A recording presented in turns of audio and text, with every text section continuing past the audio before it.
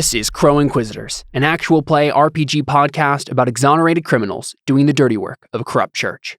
I'm Caleb, your host and game master, and you're about to listen to episode 7 of the show. Today we start to delve a little more into Sergio Ton's character. One notable thing about Sergio is that he has a strange and powerful ability, Second Sight.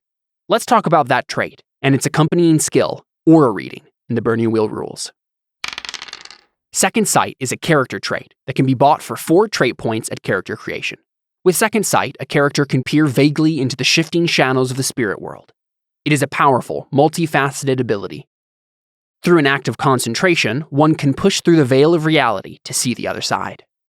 This costs 1 action in fight, the most complex and yet to be discussed form of combat in Burning Wheel, but otherwise can be done at will. The Second Sight grants the ability to discern if something is magical or not. If successful, the character knows the item, person, or effect is magical. He doesn't know exactly what the magic does. Second Sight is one of the abilities that allows a character to use the Aura Reading skill. Second Sight also allows a magic user to fork Aura Reading into a magical skill, so long as he is using his sight. Second Sight turns Perception into Observation for detecting stealthy or inconspicuous characters. Any physical actions taken, running, jumping, fighting, etc., while using Second Sight, suffers a +1 op penalty. The Aura Reading skill is the talent to read an aura and see within it the present, future, and past. Aura readers can decipher gossamer veils of emotion, deception, clarity, and purpose. This skill does not grant the character the ability to see auras. That ability must be acquired through a trait, prayer, or other form of magic. Sergio's presence is minor in the first season of Crow Inquisitors, but he is a character to look out for in later seasons of the show. His strange abilities and his desires and motivations will come to the forefront in some dramatic ways later on. So, without further ado, let's hear our characters' beliefs, instincts, and traits. This is Crow Inquisitors.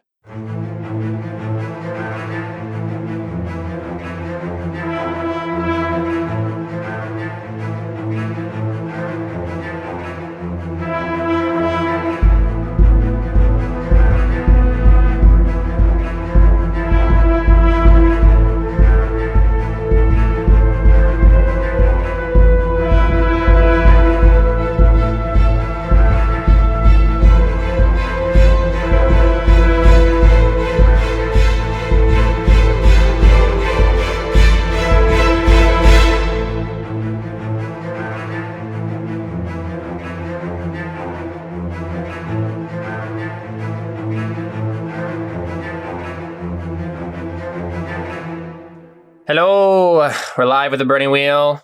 Welcome, Crow Inquisitors. It's going to be a great time. Let's go do beliefs and instincts real quick, and feel free to fiddle with these as we're kind of going through. So David, let's go ahead and start with you. What's Dylan up to? The gods have minds above ours and to be trusted above all others. The second one is Alphonse will pay for what he did to our sister, even if I have to kill him myself. I will find a reason to report folly to the Inquisitor. And lastly, as I have been entrusted with a holy task, I will keep the ruffians assigned to it in line. Putting Alphonse in his place is the first step. Instincts are never go unarmed under any circumstances. Second instinct is if I'm to kill a man, I'll do it honorably whenever possible. And third, never leave a word against the gods unchallenged. Traits, disciplined, faithful, marker privileged, tonsured, fearless. Cool. Alphonse, want to go ahead and hit us with your crazy beliefs? I am just as good as Dylan, and I'll prove it by using my skills to outshine him. I want to end the papacy, so I'll find some way to gain an edge using the heretics. I want to restore my reputation by gaining fame in the city by getting rid of the new heretics. My instincts, always entertain myself, always have alcohol, always make the situation worse, rabble rouser, drunk, market privilege, unlucky, tall tale teller, and rape your wit. Real quick, Trevor and I were talking the other day about that third instinct. We kind of realized that it doesn't make sense logically for Alphonse to actually have that as a reaction. Why would he ever want... You know what I mean? He wouldn't want to make things worse for himself. Maybe it's spin things to my advantage type deal. React to make everyone else in a worse situation. I think if you just spin it to I want to take everyone else down to give myself an advantage type deal. Or you could have always have the last word. Yeah. Okay. Kentarius? Okay, so I'm going to change belief 1 to I was spared for reason, I'll administer my own justice. I won't let these bandits get away with this. Sure. Then belief 2, the staff is the key to figuring out what happened to my son. If I break it, maybe the bondage of my son's soul can be broken as well. I will always do what's right, no matter what anyone thinks. I'll make sure that there is no needless death. Instincts, if there is a confrontation, I take the lead. Always inventing something and never harm a child. Rabble rouser, gifted, dreadful, intimidating, blind, religious, foreign blood, haughty, and gluttonous. Cool. We have to change your instinct to always for a child, because that's just what happens. Always accidentally for a child. Anyways. Theo. Actually, I think I'm going to go ahead and tell you right now what the situation was that just happened, so you can possibly make another belief about this. All the nuns in the abbess and the doctor that was working on you, they all went to that tower that was off to the side, like to get away from the chaos and the violence and stuff.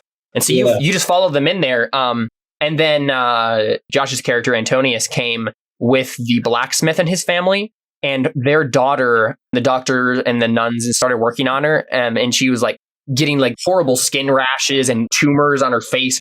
You were like looking over her, and the ghost of your wife appeared and told you to kill the little girl. I think what actually happened was we had you make a prayer roll to just instantly heal her, and it failed. Yeah. Yeah, so we figured like you would make some sort of faith roll to try to heal the girl, and you failed it. And so, the ghost of your wife appeared and told you to kill the girl instead. If you want to make a belief about that, now is the time to do it. Now, realistically, you could probably just wait around for about 4 seconds and it would do the same thing. So. They got like a 1 out of like a required 5 to heal her, so she's super dead anyways. Yeah. Well, they got that for the first stopping of the proverbial blood roll. They haven't done the actual treatment roll yet.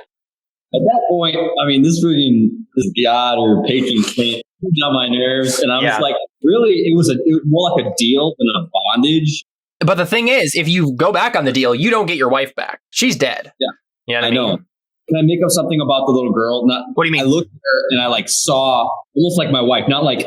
I think what you actually saw, Theo, was your daughter, the daughter that your wife was pregnant with, and you'd always imagined that she'd look like.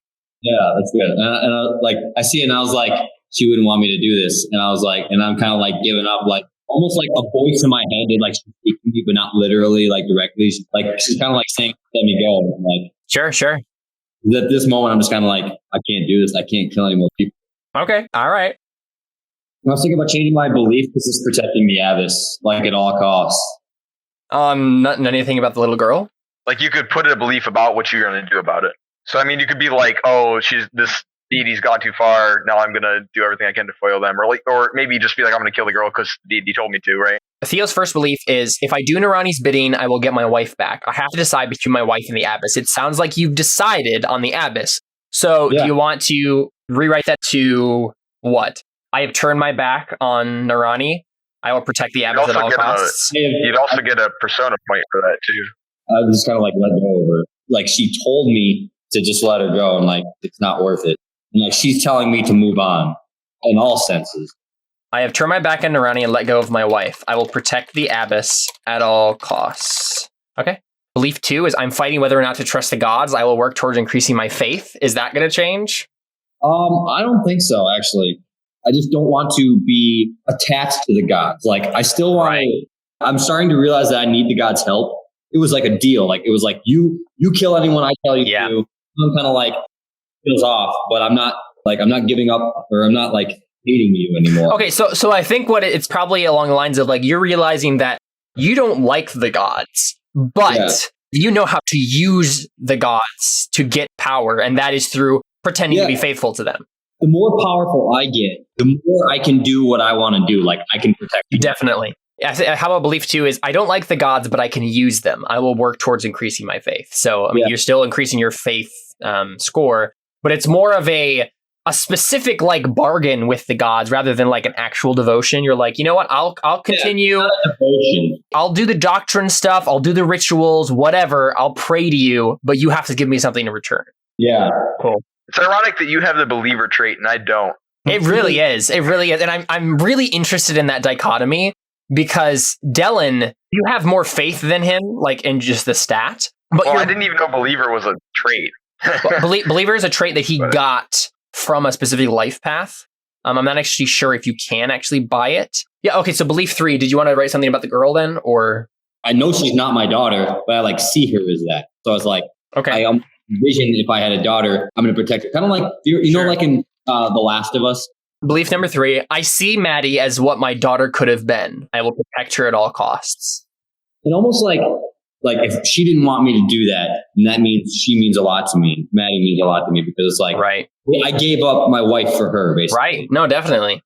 That's kind of like my... Okay. Do you want to change your first instinct then? If the goddess tells me to kill someone, I kill them? Because you haven't played to that at all. I feel like what has happened up to now is that the goddess has told you to kill people that you're just kind of okay with killing in the first place. Exactly. And now it's like changing. And I think maybe they might have all been males. And the abbess was the first female that she asked you to kill. And you're like, no. Like, this reminds me too much of my wife. Like, I can't. That's sexist. Well, also the abbess looked like her wife too. Looked like his wife. So okay, so yeah. Did you want a pretty attractive wife then, bro? My wife was attractive, man. I mean, she's dead now, but David, remember that one time we were playing Star Wars: The Old Republic? Yeah, she's like an 8. Now she's a 0. Wow. I remember that. Gilder. Yeah, I remember that. Theo, what do you want to rewrite your first instinct to be then? I don't know. What would be a good instinct for, it has something to do with Abbas and Maddie. Like, kind of like anything that reminds me of my wife, I must protect. If someone reminds me of my wife, I will protect them. That's a thing. Well, I've already fallen for the Abbas. Definitely, yeah. Problem is, I think Alphonse has too. So you're going to keep your other 2 instincts, Adam. Always judge a book by its cover and never heed danger. I think that could stay. Fates, mark of privilege, rapier wit, tasting the lash, life is death. I still need to have someone whip you with a whip that gets you to do something. Believer, faithful, and glory hound. His character traits are attractive, determined, mercantile, and light blonde hair. Sergio, want to lead us off here? Yeah. All right. My beliefs. I want to whip this group into shape. I will put Dellen in charge and make sure that the others follow his lead. Hey, I like that one. I want to gain the Ticoni steward's recognition in the sainthood. I will start by building a base of respectability and discussing the concept with notable religious figures. And I have gained a new sight. I will try to learn how to use it. So that's a learn aura reading skill. My instincts are 1, always delegate responsibility to others. If someone tells me what's wrong, then I have an instinct. I have to come up with a solution for them. And I always have food on hand. I like that one. Now we have food and drink all the time. You always have beer. He always has food. Man, we're set. Boom, done. My Jesus hoverboard. All water becomes beer. I have 1 character trait. It's loner. And then my die traits are second sight, mark of privilege, pardoner, and tonsured. Yep. So, pardoner, I can change people's beliefs, right? So if you guys want to make a confession, I can change your beliefs for you. Let's start with this. Sergio, would you reveal yourself to Dellen and Alphonse as your uncle, or just kind of wait for them to realize it? I'd probably just wait for them to realize it. Oh, it's Uncle Sergio. Oh, man. If it took them a long time to do it, I might mention something, but... You guys have been doing the whole interrogation thing. Alphonse has been seducing the leader of the cultists and all that stuff. The cultists are kind of Sergio, you did call the guards, correct? Yes. Yeah, so they're all coming at the moment, but this is the space right before they're kind of getting here. But yeah, so I think this is the moment right before that happens. If the camera was outside at the moment, we'd probably see the guards coming in, swords drawn. They kind of see the nun laying there in the middle, and then, the thugs laying there in the middle of the courtyard. And they're kind of they're walking into the main doors of the Abbey as we kind of cut back to all of you guys. Yeah, I think this is the moment where Dellen and Alphonse, Alphonse is coming back with the leader of the cultists after he's just seduced her and, convinced her to go along with his plan. And I think that's the moment. I think, Alphonse, you're the one who realizes it first. You kind of look at Sergio. What are you doing, Sergio? Are you just kind of hanging out in the back of the room, just kind of chilling? I guess so. Everyone else is interrogating thugs or what? Yeah. What you both know, Dellen and Alphonse, what you know about your uncle is that he left on a pilgrimage of some sort when you were about 9. And this is basically right as you became pages to become holy knights. And I don't know exactly what you remember of your uncle or how your relationship was, but I think we're going to figure that out during this conversation, where you guys are kind of talking to each other and figuring out like how that. So we'll kind of just play that out in the conversation to figure out what you guys thought of each other. So feel free to make up whatever, because it's not set in stone right now. And I think this is when Alphonse walks back into the room, he kind of sees Sergio across the room. And obviously you guys were in the middle of a big chaotic situation before, and you didn't really have, you weren't really thinking of the fact that there's this other guy. And also he looks way older than you remember him, because you remembered him when he was like, in his 20s. And yeah, it's been 20 years since you saw him. So it definitely takes you a little while. But I think, Alphonse, when you walk in the room, you realize that shaggy, scraggly looking pilgrim in the back of the room with the bow is actually your Uncle Sergio. And you come to the realization. So what do you do? Hey, Uncle Sergio, you're a lot more dirty than I remember. Thanks, man. About time you remembered me. I'm sorry. Have a snack. What is Sergio's voice like? And obviously I'm not asking you to like do a voice or whatever, but like... He sounds like this all the time. You didn't choose the castrati path, Sergio. He was kicked really hard when he was young. Wait, I don't get it, guys. You should do, though, describe your voice in 3 characters. Batman, Arnold Schwarzenegger, and the black hole from Interstellar. Oh my gosh. So your voice is so low that the atoms in the room start to just like pull towards you, to vibrate apart. You see Theo be dragged across. Because he's an atom. Thank I don't you. think we can be friends anymore. Oh, Caleb. Really, that was the pun that did it? Yeah. So he has a deep, gravelly voice? Yeah, like a kindly deep voice, which sounds like it hasn't been used in a while. Okay. I clasp his hand and just go for a bro hug. Oh my god. Yeah. So what have you been up to, Alphonse, in these last 20 years? Well, almost getting executed by my dad, and I just kind of walk up and like push him. I'm like, you don't want to know. Like push him to the side. How have you been, Uncle? Pretty good. Your character's a part of the church, right? Like, yeah. Yes, I'm a tonsure cleric pardoner person. He's also a pardoner. Do you have healing magic? He doesn't. No, he doesn't have any disciplines. I didn't do any magic. I didn't know magic was too much of a thing. Yeah. I mean, it's a thing. Other than my... Yeah, he does have the second sight, so... Mm-hmm. Yeah, the second sight. He has some weird aura reading magic crap going on, so... One of us needs to snap into magic. wait, does that mean you can see all of his glowing since we all have magic in us? Have that spell? I mean, if he made a test, if he made a roll, yeah. Yeah. So you're going to look at something else and turn around and be like, what? Oh, okay. If I have it on, actually, and I have to do something else, I get like negative rolls to physical tests. Like if I'm in combat and I turn it on. Yep. That's a bummer. So Sergio, are you going to tell them like the reason that you're here, or are Dylan and Alphonse going to ask the reason? Because this guy just showed up randomly. Yes. Yes. Yeah. What brought you here? So I was sent by the church to monitor your little task force here. Apparently, they think you need some more supervision and a little bit of organization as well. What? That's my job. What? Dylan shoots you in dirty look, Alphonse. Like, Dylan's been doing such a great job leading us so far. Shakes his head. Perfect. Oh, that's fantastic. Well, yeah, from what I've seen, Dylan, it looks like you're the leader of the group. He's like, well, if that's the case, it's news to me. My character would make a ploy for being a leader, but I'd be a blind guy, so it'd be, Yeah, you don't want to follow the blind guy. So, yeah, I think we need to get you a little bit more respect around here. And Cantarius, you are in the room, so you're hearing this probably. Yeah, I know. I'll have to meet the rest of your team here. But it just says they're at a tower on the edge of the cliff back there for security.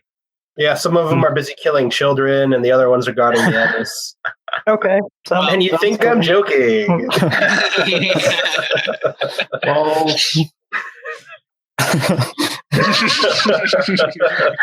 Oh my goodness.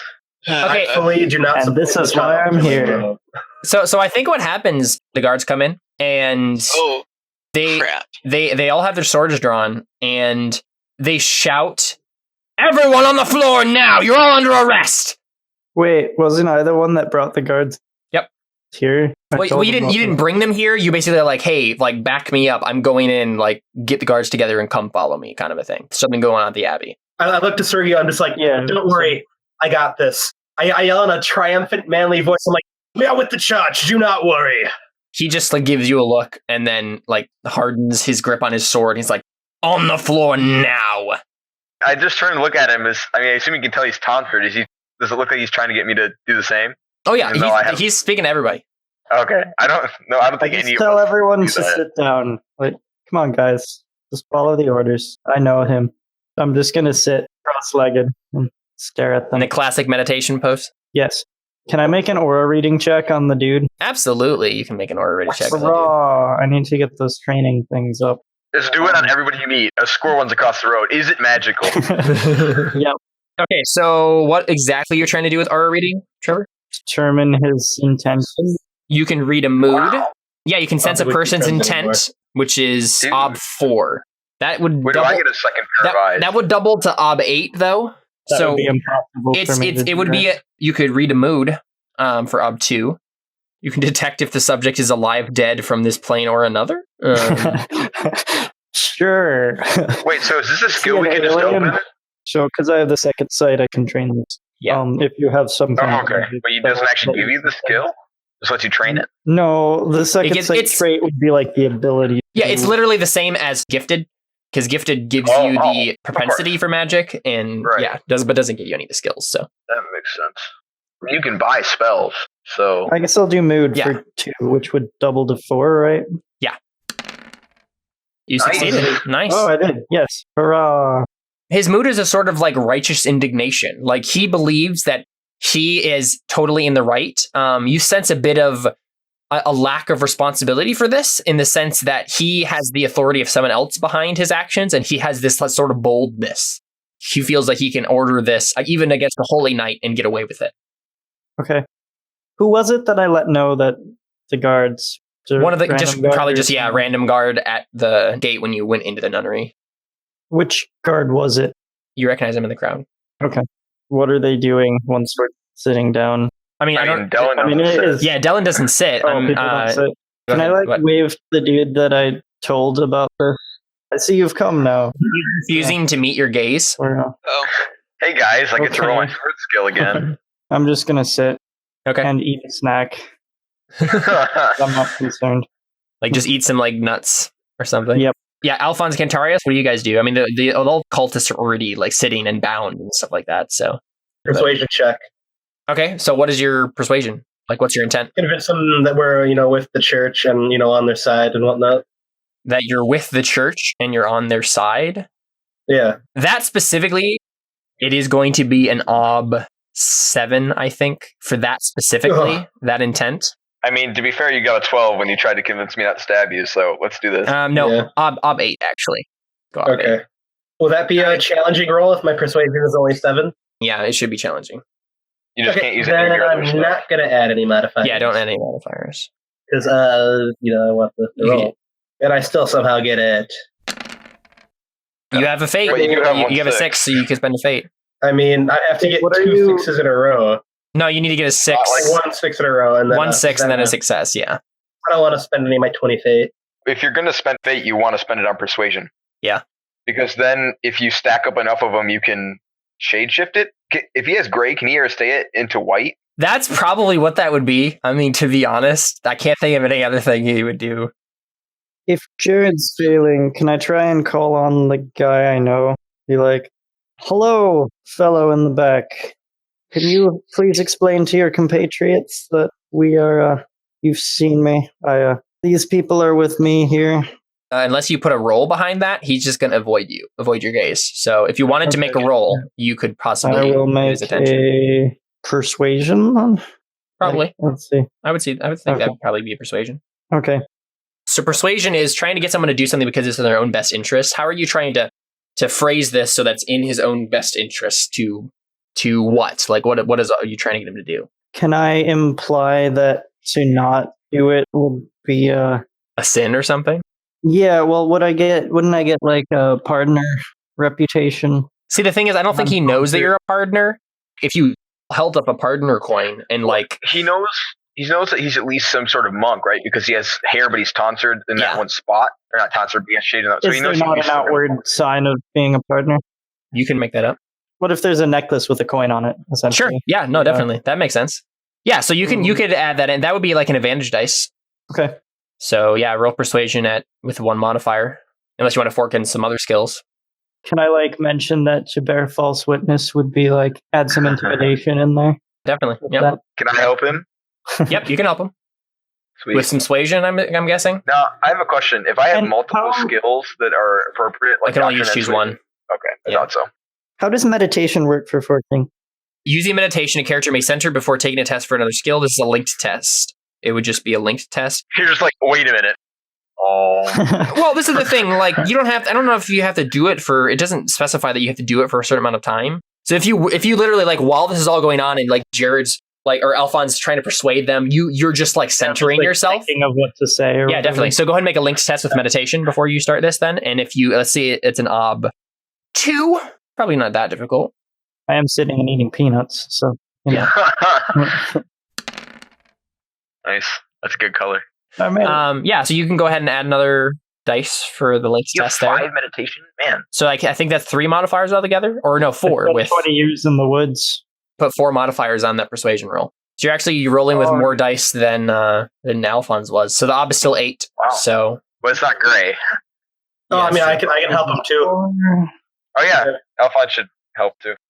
He's just convincing that guy to vouch for us, right? Not the main guy to give up. Yeah. So is the difficulty, wouldn't it be lower? I mean, this guy's probably not the same. His will's lower. 6. It's still kind of difficult. But it's definitely within the realms of possibility with the dice you're rolling. So, what's your base and persuasion? with fate. So, My 5. base persuasion is 5. So he's rolling 9 dice. Yeah. So I mean, yeah, you convince this guy. He's like, he kind of like nudges his sergeant. He's like, "Sir, he was sent by the church. I don't think we should go against him. He seemed to have a lot of authority. I mean, he's a pardoner for the great God's sake." Dylan nods. He's like, "That kid's. How old is the guy? How old is the guard?" About 19. He's like, "Kid's got a good head on his shoulders. You should listen to him." And he's got his hand on his sword. What are you going to say to him? Like, what's your intent here? For him to understand that we were a part of the response to the situation and that we can help with cleaning up investigations stuff. As you start to talk to him, like with that, he responds back and he says, "The mayor himself has ordered me to arrest all of you." I'm like, wait, you're taking your orders from a heretic? What? Wait, the mayor is a heretic? I don't know. He told me that all of the patron saints should go to chaos. So I've basically just been operating under the assumption that he's a heretic, even though that's all the proof I have. I just don't like him. and he said that, and I'm like, you know what? You're a heretic. The sergeant basically says, "Mr. Nav has personally given me an order, and I will not go against it." He basically says, like, you being part of the church is the reason why he's having me arrest you. Like, we've been led to believe that, like, you are not who you say you are, that you are not part of the church, and that you should be arrested and brought before Itronav because he is a holy advocate and he has the right as a lawman to bring you before justice. So I give no craps. I draw my sword and I'm like, if a heretic's giving you orders, then that makes you know better. I'm like, surrender now or we'll see this through. Okay, what Sergio? No, we do not resort to violence here. It's a shame that we must resort to violence. Paying attention. Thank you, Connor. I'm assuming I have some like official papers or something from the holy city because that's where I came from. You have an official head. Like you're already doing that. Yeah, I mean, you probably, that'd be a reasonable assumption. Okay, can I bring those out? Try and explain. Hey, I just came directly from the capital, and I don't know what assumption you have with these guys as far as heresy. But okay, so I mean, go ahead and make that persuasion roll then. So you're going to try to persuade him that you are part of the church and that you should not arrest us. Yes. Okay. Unfortunately, Dylan drawing his sword is not going to help that roll. Sorry. Does my rebuke get me any points with the guard? Not necessarily. What are you going to be? So you're rolling persuasion, and then you're okay. So I think the ob in this situation is going to be that 8 again, because I mean Alphonse failed, so it's not like he wear him down or anything like that. So yeah, still stubborn and He's like, nope, this is not happening. But now you have 12 dice, right? Okay. Got +2 for me. So yeah, if you want to, that would have been. Cantarius, do you want to add anything to this? Honestly, I think I'm biting my tongue because of my instinct to, if there's a confrontation, I take the lead. But I really don't want to get into this because Sergio is here. So I feel like if we do anything out of turn, he's just going to kill us all. Who's going to kill you all? I mean, Sergio. Me? Okay. I mean, he's related to 2 of us, and I'm pretty sure, as skillful as you are, I'm quite certain your sword is not better than mine. The guy who's sitting on the floor eating peanuts. He's also a partner. His job is to make people not guilty. But I mean, I understand what you mean. Like, this is a pretty dangerous situation. Honestly, I really want to just jump in and just like start cutting out the bandits' hands or something like that. Right. Here's the other thing: is that if we engage these guards, there is now a group full of heretics with access to their weapons at our backs. But I'm okay with that. So, because I had made that aura roll on him before to determine his mood, can I add another dice from that? Absolutely, yeah. I was going to say that. So, and then he gets a dice from convincing the guy, right? So that's 13 in total. Yeah, it sounds like it. If you're using all the same rolls, Did you add 2 for my persuasion? Yeah, that's including that. Yeah. So it's 13 dice against 8. No, he failed. How did you lose? how did I fail? You have 3 6s though. So if you spend a fate point, you can roll 3 more dice. I don't. It's always a I don't mathematical possibility. Yeah, I guess I'll spend the fate point. Okay. Oh, you got it. You got 2 successes. You're good. Yeah. Yep. So I think what happens is the sergeant just slowly lowers his sword and he says, "I'm so sorry. Now I've said and he basically just prostrates himself before you and he's like, please forgive me of my sins." It's okay, my child. You have done nothing wrong here. You were only doing your duty. Yeah, you said duty. So now that we're all on the same page, perhaps you'd like to escort these individuals to their cells. Yes. Where they will have their hands. Yes, sir. Right away, sir. And yeah, they grab the cultists. After they have an opportunity to make a full confession. Now, first, Connor. Cantarius needs to get I'm going to cut their hands first to get a confession. Oh, man. They can still confess without their hands. I mean, yeah, as long as you don't cut out their tongue. But if they don't have their hands, they can't shoot people with bows anymore, so it's a win-win. Exactly. Yeah, so or stab little children. Oh yeah, that's easy. I mean, they drag off that one teen as well. He's one of the cultists. So yeah, I mean, I think Frinta, the leader, she's being dragged by Alphonse, and when she gets next to him, whispers "Is this part of the plan? I thought we were what's happening?" She's supposed to take us to the rest of them, but if she doesn't have her giant army with her, that'll be a much more effective plan on our part. Yeah, well, I mean, I mouth out all in due time. I think she kind of make a hearing test. Yeah. Yay! So I succeeded. Nice. So you hear that? So you've been making tests to hear all of their plans and stuff like that. So you know exactly what's going on with Alphonse and the girl. So where no one else really does. So what do you do, Alphonse, in response to when she says that? I just mouth out all in due time, my dear. Yeah. Okay. I think she gives you kind of a longing look. Can I make a perception check to see what's going on over there too? to see it? No, it is impossible for you to make visual-based perception tests. Sweet. You know what you could do? Okay, I was about to say what? You could make an untrained sensory discipline sight test to try to break through your blindness. That is totally a thing that you could do. What? So go ahead and add to being learned. He's using magic. Because he has the sensory discipline. The only one he's trained in is hearing, but he has all the senses technically available to him. You pull it off, Colin. Yeah. Vibration. Yeah, it's based on perception. Yeah, so go ahead and roll that. I think the odd for this is going to be 6. Unfortunately, that's going to double for 12 for you, but you still will start learning the skill. So. Okay, cool. Oh my god. So yeah, that didn't work at all. That was just sad. Okay, so what is going through Cantarius' mind when he's trying to see? What is this? Just so suspicious that it comes through his sight. Yeah, I mean, I probably do that all the time.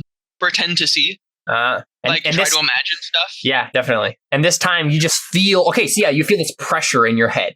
And you almost see color. You think you might have seen something, but then you get that red hue from when you close your eyes and looking at the sun. Just ever so slightly, but then it goes away and you're not even sure if you saw it or if you imagined it. Okay. Careful, Connor. You'll end up peering into like the Elder Gods world. Go ahead and mark. mad. Yeah, go ahead and mark that bubble next We to just you. need to stick some steel through his eyes, so we'll be fine. So yeah, you need to make So- only 4 tests to learn that skill. So Oh, nice. because he has 6 perception. Surprised you haven't done this already. That's a good, yeah, I don't know why either. So as soon as they pull Printa past Alphonse, I'm gonna walk up to him and be like, "So what did you do? How did you convince her? Or do I not want to know?" Let's just say I have a plan to get her to lead us to the main base, force, whatever. Do you care to elaborate? She agreed to a plan to just give up her friends? In a sense, yes. Let's wait until we're alone. You just like elbow me, and I'm like, Yeah. Fine. I'll tell you when we're alone with Sergio. Sir, okay. While they're like taking up the heretics and stuff, I'll go around to each one of them and offer them old confessor's habit. So I need to offer a confession to each one. Oh, okay. The heretics. Sure. I mean, Just to offer that if they need to make a confession. oh, just as like a Or group, they would just like kind of to- like announce it. Yeah, well, I'll go to each one individually. Sure, but not actually give it to them now. Right. Okay. And I think a few of them probably nod, but they don't. Yeah, they really don't say anything. Mm-hmm. Do you offer that to Frinta? Yeah. I think she just gives you a hard look and then just turns away from you. And then I Connor offer her a succeeded. peanut. Anybody want a peanut? I said Connor succeeded his hearing check for hearing the guards. Indeed, I did. Yeah. So the guards are basically just talking about like, what does this mean for the mayor? Are we gonna arrest him? Like, what's happening? Okay. Like that kind of talk. Okay. And the mayor is the person you found to be a heretic, right, David? Well, Okay, all I know is that he blasphemed in front of me. Like, that was all he did. he basically like but- swore in front of him, kind of a thing, like using He the swore patron against the saints. god, so Okay. I don't have any real proof. But You guys know who else is a heretic? Lice. Lice is heretic.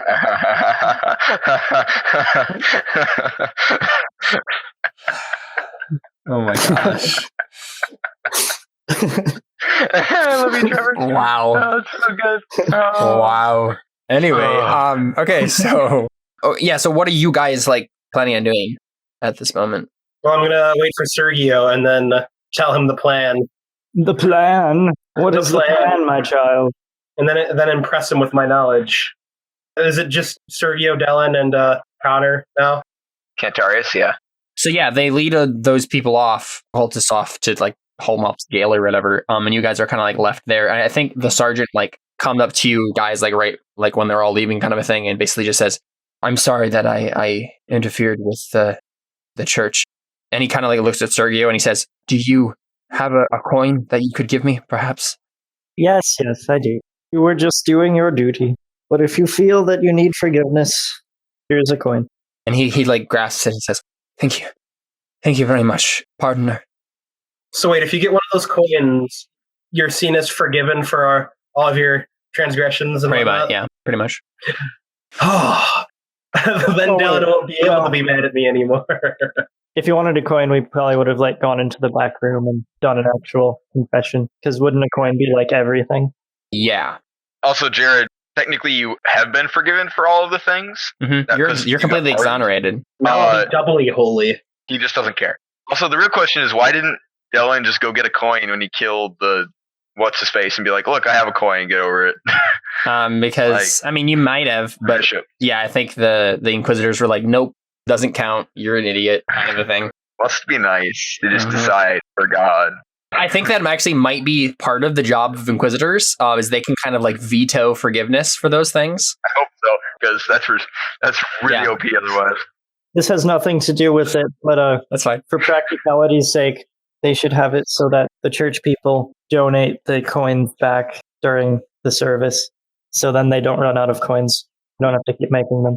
Oh yeah, maybe that's where they're officially forgiven. They like display it and they're forgiven, and then they give the coin back. Right. Mm-hmm. We cut and go to Theo because he's been doing stuff while you guys have been doing things. So let's go and jump to him. Yeah. So Theo, we jump to the point where your wife appears to you in front of your face and tells you to kill a 12-year-old girl. So how do you respond to that? Do it. No, I'm not going to do it. I'm changing my mind. I'm breaking. I'm like, I'm sorry. And I just don't do it. The abbess is probably like standing over Maddie looking concerned. I just be like, look at her and be like, there's nothing we can do right now. Have we tried healing her or no? Yeah, the doctor has been like trying to like keep her from getting any worse. He failed at that, unfortunately. Yeah, I think what this is then is I'm going to go ahead and make that roll for this doctor person. Is this a traumatic wound? It is a mortal wound at this point. Wow, she's going to die. Yeah, pretty much. Mortal wound is 7 for surgery, but he does get some help from, he has, I believe, 2 skills to fork in, and then he has 2 nuns helping him. So he has 4. So, oh my goodness, you have to heal from each type of wound in succession. It's crazy. It's dying in my arms. Make a prayer for a boon. Or a dice or something. You can make a prayer for that. Yeah, make a prayer for the, let's see, it would be 3 or 2 for you. Yep, maybe 2. Faith roll, right? Yep, it'd be faith ob 2. That's not a good color. He did get a 6 though, and if it auto rerolls it though, doesn't it? But yeah, he can still spend a fate to reroll one of the failed dice. So that's true. Oh, no. Sweet. You got a 3. Unfortunately, I don't think that gives you any more for getting that. If you were rolling an aid, you could, but that's specifically for you. Yeah, you give him 1 dice. Here's the roll. Let's see what happens. Oh my goodness. Yeah, that's a failure. And no 6s. But that was for Josh? No, that was for the doctor to heal Matt. Yeah, he failed. So that's good. I had a dream about this. A little girl died in my arms. Are you serious? I think what happens at this point... Prophetic. Okay, so I think this is what happens. The little girl just starts, like, spasming, and the doctor's like, she's gone. There's nothing I can do for her. I don't even know what this illness is. I cannot treat it. And then green smoke starts pouring from her mouth and her nose. Green smoke pours out of her face straight into Theo's face. Go ahead and make an Ob 4 health test, Theo. Wait, what the heck is this? Is this a zombie apocalypse? You start, like, almost immediately start, like, feeling feverish. You're coughing in, green smoke. What do you do? Like, this green smoke is still pouring out of this little girl. I'd tell the abbess to get out. Go make a persuasion test for me. It's not going to be a super hard persuasion test, but just to kind of like motivate people to run. Go ahead and make an Ob 2 persuasion test for me, Theo. Yeah. And we'll just see. Guys, there's this weird green smoke. You should probably get out of here. I don't know. It requires an no. Like this is the thing. Like they're going to leave, but like this is like how easy he could convince them to get the heck out of here as fast as he can. His parents, her parents might not leave at all. I can never win anything, man. Wait, why did it? Oh, because of your wounds. Yeah, you still have those wounds from the lightning and the arrows. So wait, he's less convincing because he got struck by lightning. He's still dealing with all of that pain, and so like nothing he does is nothing he does is at his full capacity. You fail the persuasion, so I think people kind of like. They're freaking out, and so they're kind of like stumbling over each other. They don't really go as fast as you might like, and so the abbess is going to have to go ahead, and some of the nuns are going to go ahead and make health tests as well. Unfortunately, it's going to be less for them because they didn't get like a face full of it. But okay, so this is the abbess's health test. Looks like she failed. No, you're killing everyone, Donner. It was all your fault. Hey now. That's the nuns, so I don't think any of the nuns get it, but unfortunately... the only one that matters. The abbess gets it. Yeah, so I think what happens is, you failed to convince anyone to go fast, but you definitely did not convince the girl's parents to do anything to leave. Yeah. So the girl's parents, they go towards her, so they have to make a harder test here. It looks like the blacksmith succeeded, because he has some good health. But the wife may not. Oh, if the wife and the daughter die, oh man, that guy's gonna hate you so much. Yeah, so she failed that test. So she also has it, whatever it is. So I think what happens is the nuns are all, and the nuns and the doctors, they kind of like scatter out of the tower. Unfortunately, they go outside because there's no good place to be in this tower without breathing in that smoke at this point because it's just pouring out of her face. But yeah, so what do you do, Theo? And do you try to physically get the wife and the blacksmith out of here? And the abbess, yes. The abbess gets out, but she managed to inhale some of it. So, okay, yeah, I'm gonna get them out. What do you do to try to convince them? They're like weeping over their dead daughter. Persuasion? You didn't persuade. Yeah, it's like let it ride. You did not persuade them to get out. Yeah, you technically already persuaded. So it depends on what your intent here is. Like, are you trying to tell them something other than get out now, kind of a thing? No, I was forcefully grabbing them and dragging them out. Oh yeah, I mean, yeah, you can do that. It would be a power test versus power test. So the blacksmith gets 2, and I think he has a fate point. So I'm gonna re-roll that 6 for him. Okay, so his is 4 actually, and hers is, and I'm also gonna roll the 6 for her. Oh wow!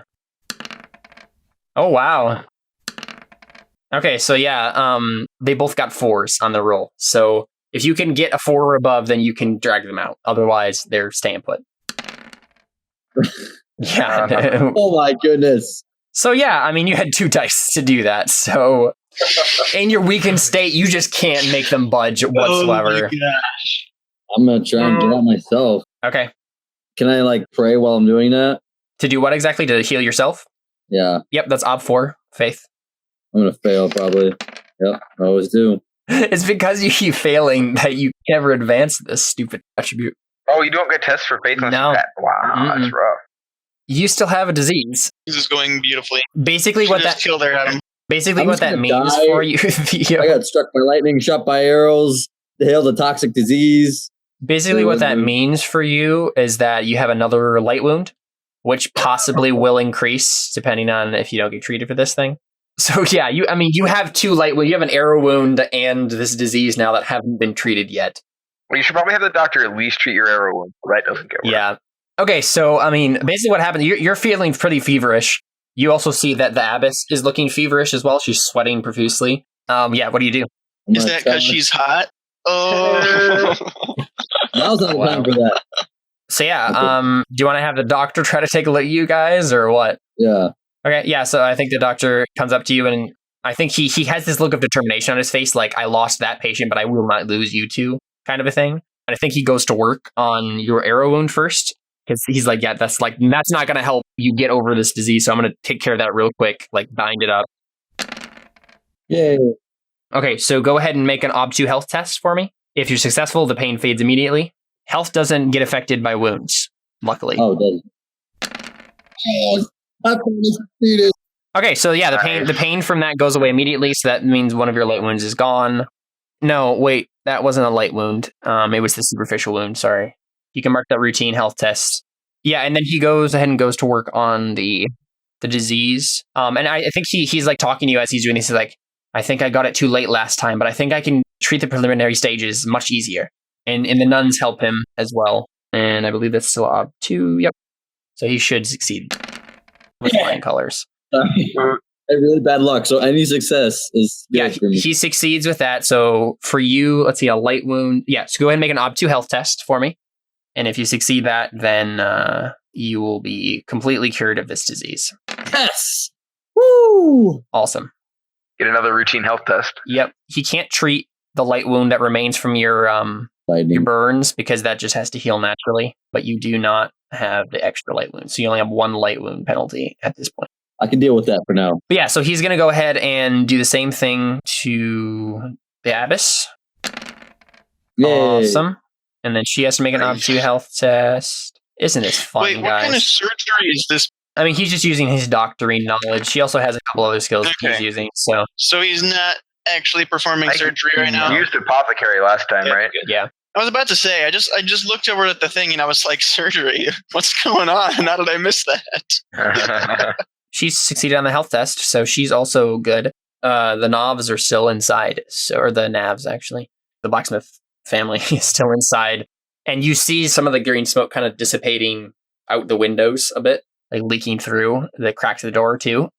So, yeah, I mean, what do you want to do? We're not going in there. You're just going to leave them? Breath and run back in.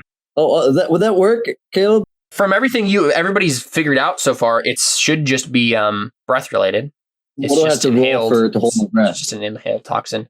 Nothing. You can hold your breath just fine. It depends on how long you stay in there. I might have you make a fort test or a health test or something like that. What if you have to hold your breath for a certain amount of time? Try and grab him.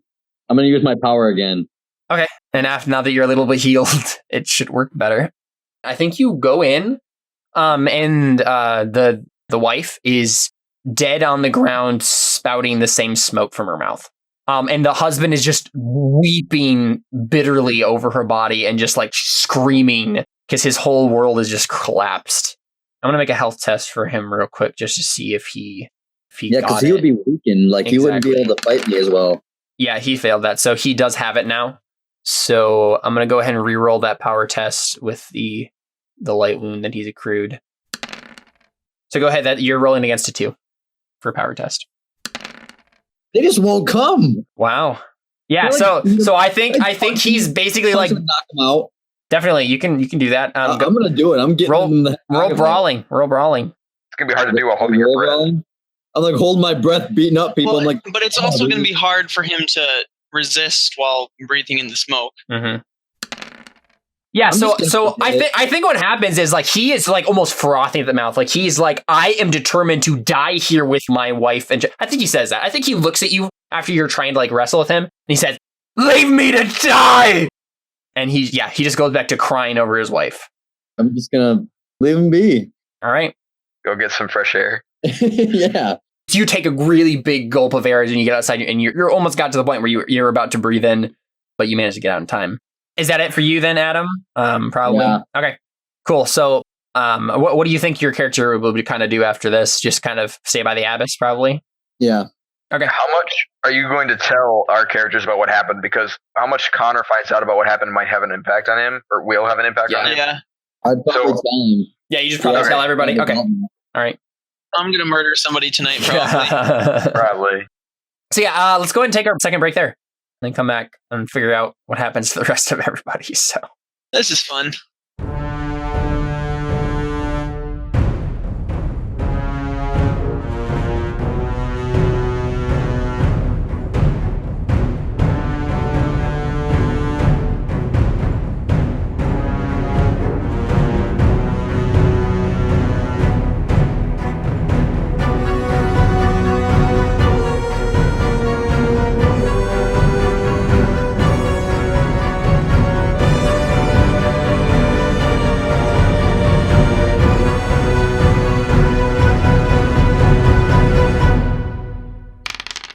We've learned several of the things that spending Artha, such as fate points and persona points, on a given role can accomplish.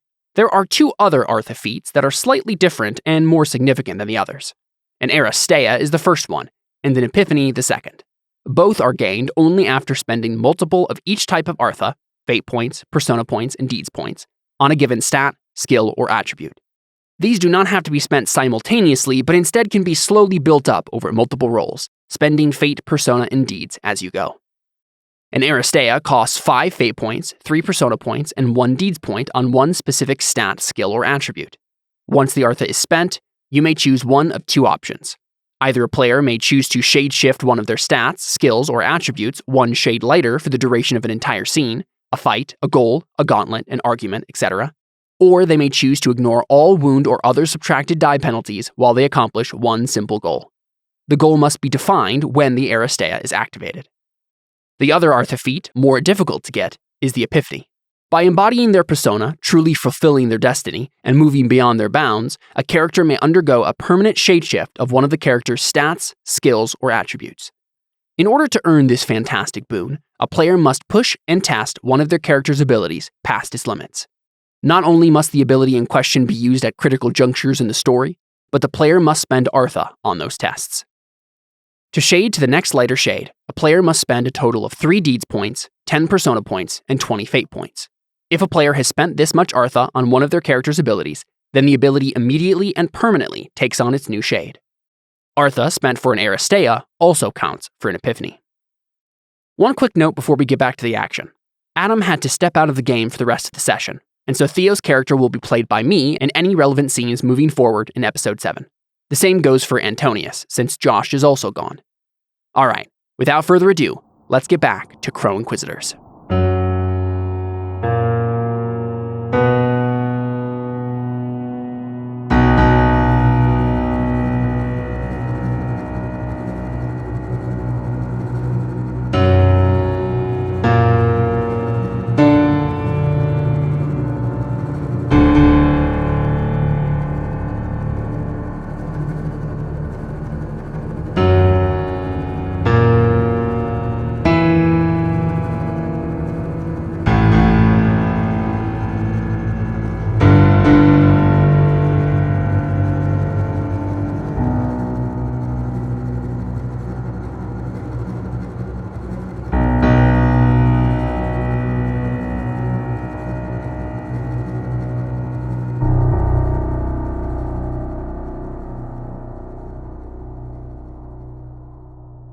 Hello, everybody.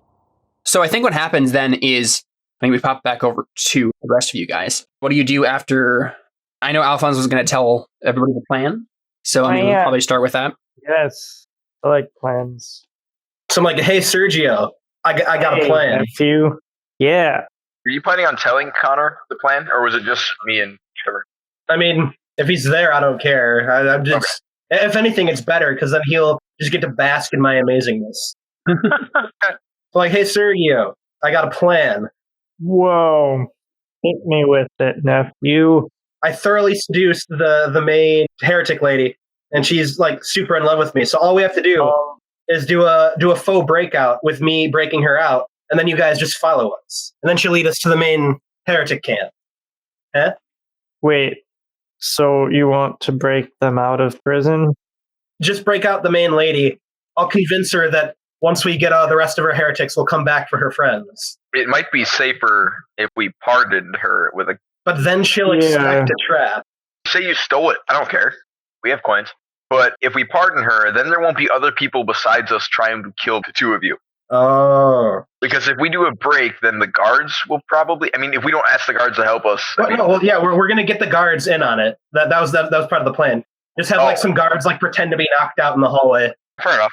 That would work. So Okay. I think sounds like, I'm not sure I approve of your methods, but for once you actually did pretty good. He kind of just walks away like he heard physically to say. Nice. Well, I suppose that may work, but is this our only way of finding out where the rest of the heretics are? I mean, unless you want to torture them, probably it may or may not succeed. Where this, she already trusts me. Or unless you have some magical ability that lets you automatically figure out where heretic camps are. Of course I do. I trained in that skill. Yeah. And if not, we could always kill her and then torture the rest of them. If she's willing to make a proper confession, that would also bolster the We do have a little bit of extra leverage. success of that. There's a woman named Yuma, I believe, who I apprehended earlier, who should be, assuming that guard was competent, currently in a cell. They appear to have pretty strong ties. At least Yuma was very strongly defensive of Printa. So we may have extra leverage there in terms of allies and other things we can use. Can I go seduce her as well? She was pretty hard-headed. I'm not sure that's going to work. She was a lot more... And the heretic leader wasn't? I don't know. No, not compared to her. She was her stone wall. I mean, that may have just been the fact that you stink at interrogation. Well, I mean, yeah, but I mean, she was pretty much like right off the bat super hostile. Well, now I got to try just to prove you wrong. I mean, I'm not saying it's impossible. I'm just saying it's going to be pretty difficult. I assumed it'll be harder than it was with Printa. And then we can break them both out. Then what happens when that love triangle collapses and they kill each other? Let's hope they get to the town first. The ignoring your character, as soon as that started happening, you just stop it. So, Connor, do you let us know about hearing the mayor? I don't think it's too important, but I would have asked. Well, I mean, if the mayor is a heretic and we're going into mayor's jurisdiction as far as releasing prisoners and stuff, David knows that. I don't know that. He could be a hindrance if he figures out what we're doing. I'm pretty sure I said that out loud, didn't I? Yeah. At least you know that. Well, yeah, because I accused him of working for a heretic. Mm-hmm. So, I mean, I also might have mentioned that was on very shaky grounds, but I mean, he blasphemed. My character doesn't care anymore. He's a heretic as far as he's concerned. Okay. Dylan, what's the plan? Are we going along then with Alphonse? As far as plans go, I think it's the best we have. We're going to track down the rest of these people. I mean, we have no idea where to even begin. One of their members is our only option, and from my experience, they're not easy to crack. So as questionable as the methods are here, this seems to be the only option. We should probably retrieve our comrades from the tower before we head out. Oh, yes. If there are more of you, we should do that. So you guys head out and do that? Mm-hmm. Yep. Okay. We just kind of cut scene there, and we bring it back where you guys are walking up to the group of nuns that are just kind of outside the tower. And I think Theo is just kind of stoically looking at the tower, and you see that Antonius is actually knocked out during the bustle of trying to escape the room. that like someone knocked him against like the wall and like he got knocked out, and then like the doctor like dragged him out. Isn't he pretty tough? Okay. He is, but I mean, it's just a way to get him out of the situation. Yeah, fair enough. A bunch of nuns trampled him. That's what happened. Oh, he was running and then legged out and clipped through the wall. So, I mean, are you going to ask questions or? Yeah, I'm like, whoa, what happened? Yeah. The girl, Maddie, I think her name was. Dang it. She's dead. She succumbed to whatever disease that she had when that blacksmith brought him here with the family. I tense up and I probably just leave. Probably just Okay. storm off. I'm just like, I'm sorry to hear she didn't make it. Why did you guys all come outside? Would have been safer in the tower. It's clear now, but There was some sort of smoke, fumes or something that poured out of the girl. Stop at that. And I listen. But I'm far enough away that I have to make a reaction. Go ahead. Go ahead. You're fine. Yes. I'm going to make an aura sense motive roll too. I swing my sword at a rock. A really hard rock that's impossible to break. I do some push-ups. Nice. You can hear what's going on. I want to sense her mood. That's 4, right? 2, but it will double. So just put in 2. It will automatically double. Wait. So what happens with that is you can sense that she's a little shocked, mostly like just kind of a little bit traumatized. Like she's not entirely handling everything okay. Like she's just kind of like on edge, and she's also just really sad. Oh, poor lady. What was the rest of her explanation then? Or Yeah, she says there was smoke pouring out of her face, and we had to get out. It was toxic somehow. Thanos, he told everyone to get out, and we all were trampling over each other trying to leave, but the girl's parents, they stayed inside. They didn't make it. he just kind of nods. Sorry you had to witness that, and then really goes to make sure that, or to collect Antonius and Theo, or Thanos, I guess. Mm-hmm. I asked if there's anything that she thinks I could do to help as a minister. You seem distraught. Is there anything I can do for you? No, thank you, pardoner. I'm just a little... It has been a very horrible day, really. Quick question. Oh, sorry. What'd you say? Oh, do you really offer her some snacks? I do. Okay. I think she takes them and smiles at you. You told us that the mayor was a heretic, right? I did. I explained that I didn't have a lot of evidence. Like I explained what I had. He was sketchy and that he openly blasphemed, but that, And we're not going there now. You guys are going somewhere else, right? I assumed we'd probably at least go and make sure he's not trying to convince his guards that we were lying or anything. Like, all right, I go straight to the mayor's place then. Connor, your hearing increases to 5. Hey Caleb, when I hear about green smoke pouring out of her face, does that ring any bells from doctrine, from religious teaching? You can make a doctrine roll for that, definitely. Okay. No modifiers, I assume. Yeah, how much do you have for doctrine? 6. Yeah, I mean, this is kind of obscure, so I'm going to say it's a 6. I'll have 6. Thanks, son. I think there might be something in the doctrine that might refer to this, but yeah, it's pretty Hold your obscure. breath. Oh, look, I failed. Who would have guessed? That's pretty bad. I would have guessed. Anyone else can do a doctrine test if they have doctrine. Okay, I'll roll an untrained doctrine test. Could I use my holy book that I have as an advantage dice? wait. Oh Wow. my gosh. Obstacle is You're like, 6. I've heard of that. That was a thing. Okay, so I think what happens is like you I have like an just adult try to think of you're something and you're just like, nope, I got nothing. And then like, do you want to like talk to any of the people in the crowd or anything like that? Talk to the I abbess want more? to comfort the abbess. Okay. So yeah, go ahead and mark that. You just Okay, need could I 6 get more tests to get a 1 doctrine. Could I get a dice for my religious text that I have? Like, I have an actual book. Can I get another dice, see if I can get a 6 on it? What is in your holy text? Like, what is it? I assumed it was the holy text that we study.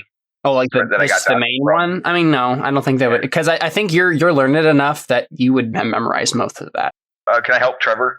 Or are you guys all kind of like thinking about this together and talking about it? Mm-hmm. Do we want to? Okay. I shout, "It's a demon. It's the work of a demon," and I leave. Okay. I go straight to the mayor. Why would you do that? Because I'm going to murder him. Okay, I don't care anymore. You're cool. So I think, Trevor, I go to you and I'm like, that sounds a little bit familiar. I can't remember where I've heard that from, but I feel like there's something in doctrine, maybe older Taconian origins. I can't place it. Do you have any idea? Unfortunately, he's only really able to offer you 1 dice with the helping. Should I make a roll myself? To be honest, I think at this point it might work better because you're going to be able to make 2 rolls. Well, can he hit a 6? Because it's also a 6, right? He possibly could if he has some good forks, and I think he does have some good forks. Okay, all right. Well, then I'll just give you a dice for help then. Yeah, I think that might being redundant. Okay. You can probably fork in foreign doctrine and philosophy into that. I'll also make a meditation roll here first. Okay, sure. Yeah. Make it a 3. Yeah, you succeeded. Got it. Cool. So you go ahead and get an advantage dice. Then I will roll doctrine. Can I splice in philosophy, foreign doctrine, and fire making because of the smoke? Sure. I mean, whatever. Yeah.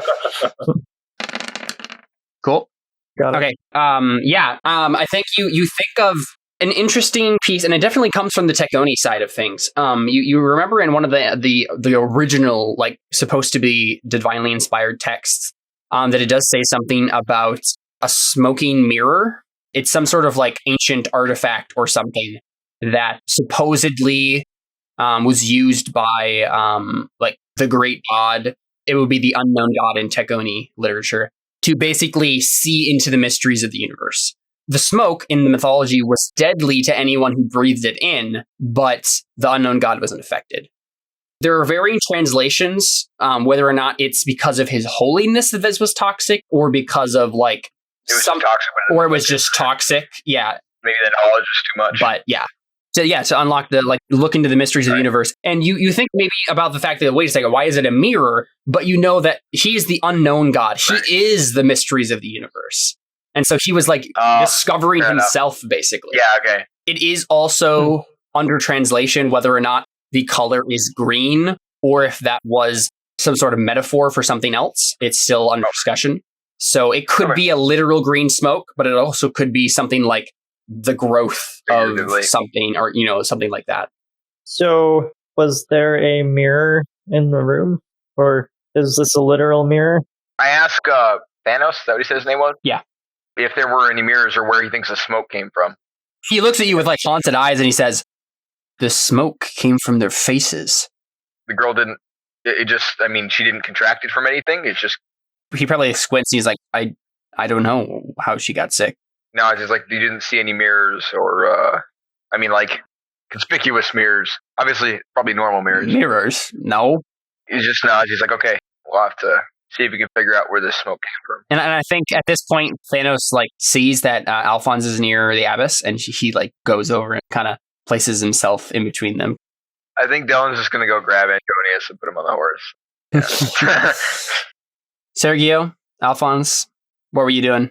Could I make a philosophy roll to determine potential other interpretations of a mirror? Okay, yeah, sure. What else could it mean? Yeah, definitely. That's totally a philosophy roll. All right, and then can I splice in the doctrine and foreign doctrine too, because it's dealing with these topics? Yep, go ahead and make it an ob 4. Can I help him? Oh, also I'll meditate beforehand. I think so. Keep in mind, Trevor, that the more dice you have on a roll, the less difficulty it is. And if you need certain tests for rolls, then you'll never advance them if you have so many dice. So just keep that in mind. All right. Well, I'll just add 1 then from a foreign doctrine. Okay. Yeah, that makes sense. He gets a bonus for me too, right? Well, he doesn't want to add a whole bunch of dice because he wants to get a certain test. So. All right. Oh, wait. And you said the obstacle was 4. Okay, so then I shouldn't add anything if I want it to be difficult. Mm-hmm. Although, honestly, philosophy doesn't really matter. I guess I'd be more worried about leveling up the smaller ones. Philosophy's pretty high at the moment. You can do it either way you want. I'm just letting you know. Okay. Yeah, whatever. I'll try to challenge them all. No modifiers. Base obstacle 4. Nice. Cool. Oh, hey, I got it. So that's a difficult roll. Very nice. I think what you come up with is that, a mirror implies that you're looking at yourself. That's the main metaphorical meaning behind that. And especially when you kind of look back in your memory through the foreign doctrine that like the Taconi doctrine, there is a big emphasis in the Taconi religion on that self-introspection. And they kind of based a lot of that, at least the unknown god cults, based a lot of that on that kind of myth of the unknown god searching himself to find the mysteries of the universe. Because they were like, well, if we search within ourselves, we're like a piece of the unknown god. We're all his children. So maybe we'll find the mysteries of the universe if we look inside ourselves. You can't really think of any other metaphorical meaning it could have. It seems pretty obvious that was like what its intent was. What happened just before this as far as the kid? I mean, he doesn't know. Thanos doesn't know how the girl contracted it and what it kind of originated from. Antonius and Cantarius do. Antonius is out cold and Cantarius is off to murder. Yeah. Which is, why again? Like, what? Yeah, even my character doesn't want to just outright murder him.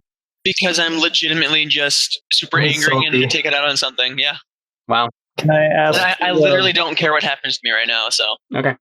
Who else is here as far as NPCs are? The Abbess? Yeah, the Abbess. That's the main one. The rest of the NPCs die. Like the main or they're nuns. Yeah, there's some nuns. There's a doctor. That's pretty much it. Can I ask the Abbess and the doctor then? What was the situation just before the smoke happened? See, I'm wondering if Antonius would have told the doctor what happened. I mean, it wouldn't really have helped him. The doctor might have asked, but the information wouldn't have helped. But he might have been like, "What happened?" to see if he could tell what happened. Yeah, and I think Antonius probably would have just told him there was some sort of green smoke and she breathed it in. I think that's all you get from him. There was green smoke, and do they know the source of the smoke? The doctor doesn't know. Where did the smoke appear? Where did she breathe it in? And he just shakes his head. He's like, I don't know. I mean, it was that man over there who told me. Is he unconscious? What happened? And yeah, you see Antonius like on Dellen's horse, like just slumped unconscious. You can try to wake him up. I'll make a fire building roll. Put some regular smoke in his face. Knives will work. Oh. Okay. How about you just throw water on him? I'm sure you have a flask of water. That's not fun. Well, I will offer him food and use my cooking. All right, so you splash water on his face and he comes to. And yeah, he's just like, what happened? What? Like, you should tell us what happened. Hello, Antonius. Nice to meet you. That's my uncle. And my uncle. And my uncle. Yeah, he's over there like flirting. Oh, and my uncle. Okay. Nice to meet you, I guess. People come in from the city. He's my uncle. And my uncle. Hope got around. Yeah, apparently. Now we know where Alphonse got it from. You just ask him what happened. Basically, what happened is Cantarius has this staff, and you saw Cantarius holding the staff, and Cantarius approached Antonius with the idea of like, I can't break this staff, like it's super hard material, and we're trying to figure out a way to break it. And so Antonius heated up the forge at the blacksmith shop, and Cantarius threw it in, and green smoke just poured out from it and just went across the floor. And Maddie accidentally stepped out and fell into it. Where did Cantarius go?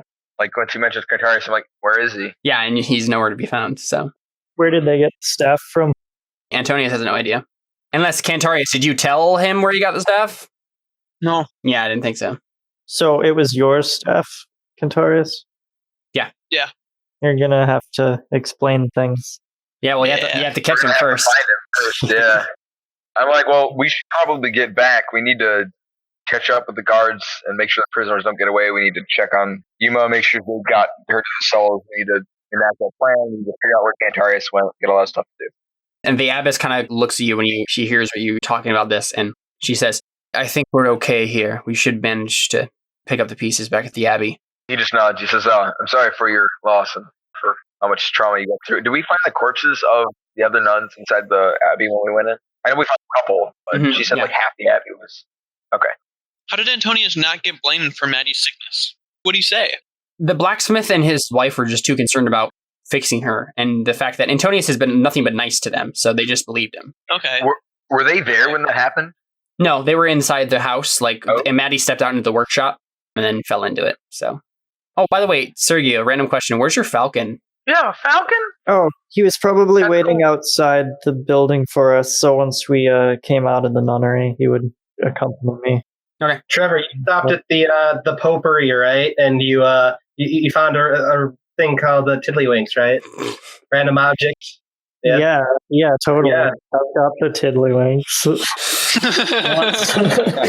Alphonse has a magical red panda pet that has been magically altered to be more intelligent. And he wants his pet very badly. Yeah. Are you Tiddlywinks? Why is this not a thing that's in our lives? Where is it? It's back at it's back at the Pope's palace, basically. Well, we're going back right now. If I didn't know that, guys, go find the red panda. Take your time. Yeah, I wouldn't have left without the red panda if I'd have known there was a red panda. Come on, guys. Can I send my falcon out to try and find Cantarius? Yeah, absolutely. Make a falcon reach roll. Nah, you guys should just go find the red panda. Yeah, I'm up for that. I want a red panda. Can I add my tracking and orienteering to the roll? I'm doing nothing that you guys wouldn't do in a very specific circumstance. Sure. Yeah, I guess. Well, we're not in that circumstance, so. Yeah. What's the obstacle? Yeah, I'm looking right now. I'm trying to. So how intelligent of a red panda are we talking? Smart enough to grab laxatives and put it in people's soups. Oh my gosh, I want it. Is that the only thing it can do? No, you specifically trained it to grab laxatives. And can it talk? This is a master of mischief. It can't talk. Op 3, Trevor. All right, so yeah, you locate him, and I think this is the point where the shot kind of follows the Falcon as he kind of soars above the city, and then we kind of pan down after the Falcon kind of circles and then comes back after spotting Cantarius. And we go down, and Cantarius is standing in front of the mayor's compound. And then let's take our last break there and then come back. So, all right, stick around. We got more Burn Wheel. About 5 minutes. Ciao.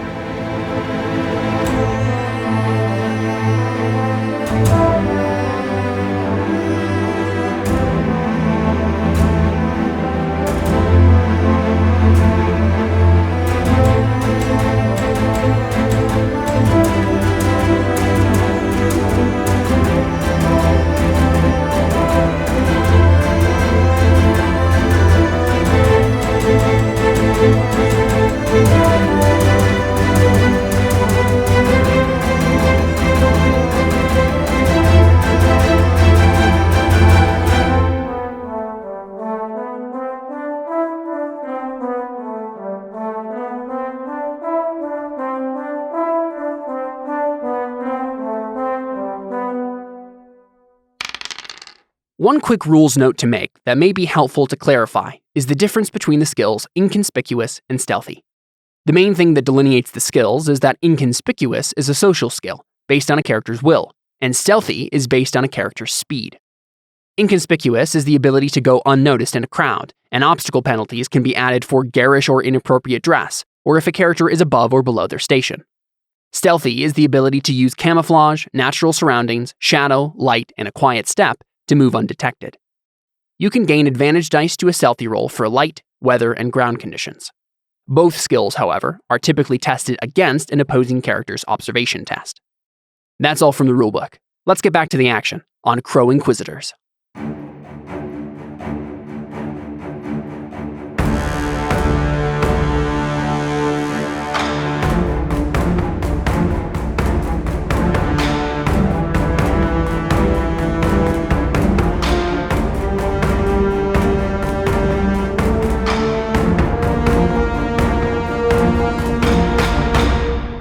All right, we are back with the Burning Wheel. Last hour. Let's do this thing. I really want to see what happens when Cantarius decides to kill the mayor, so let's jump right to that.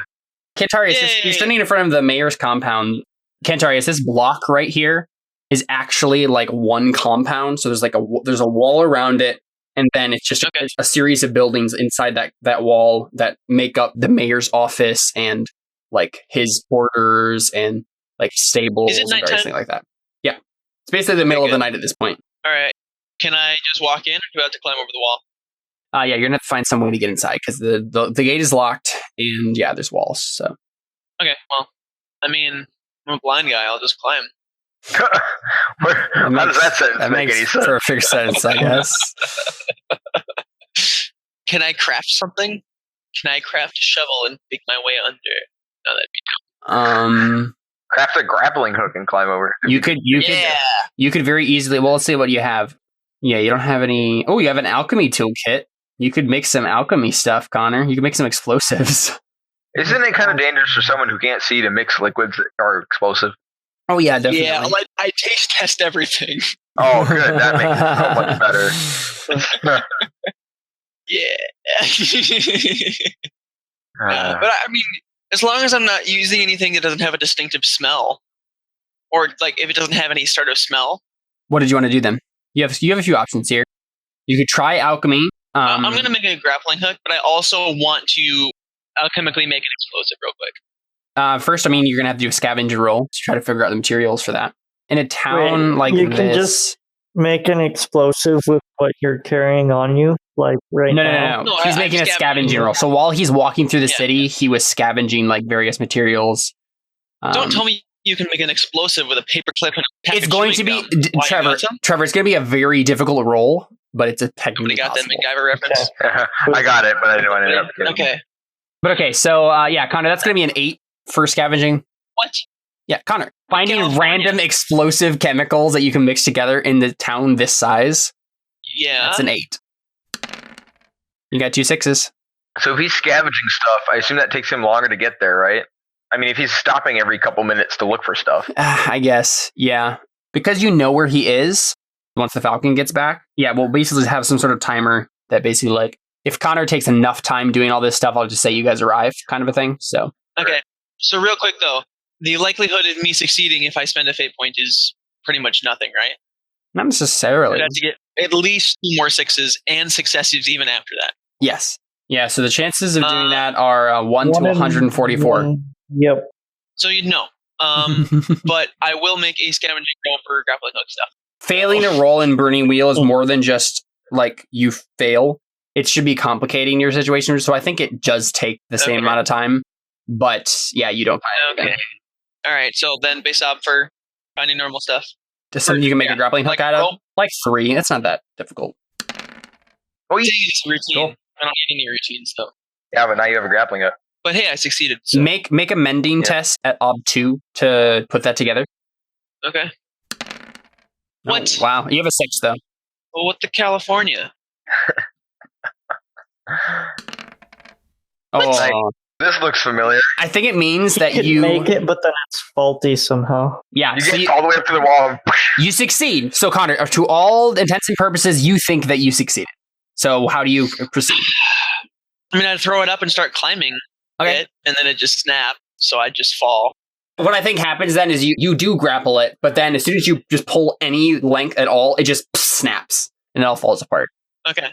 I want to pretend to be an inconspicuous blind man and ask for a refuge. Yeah, Okay.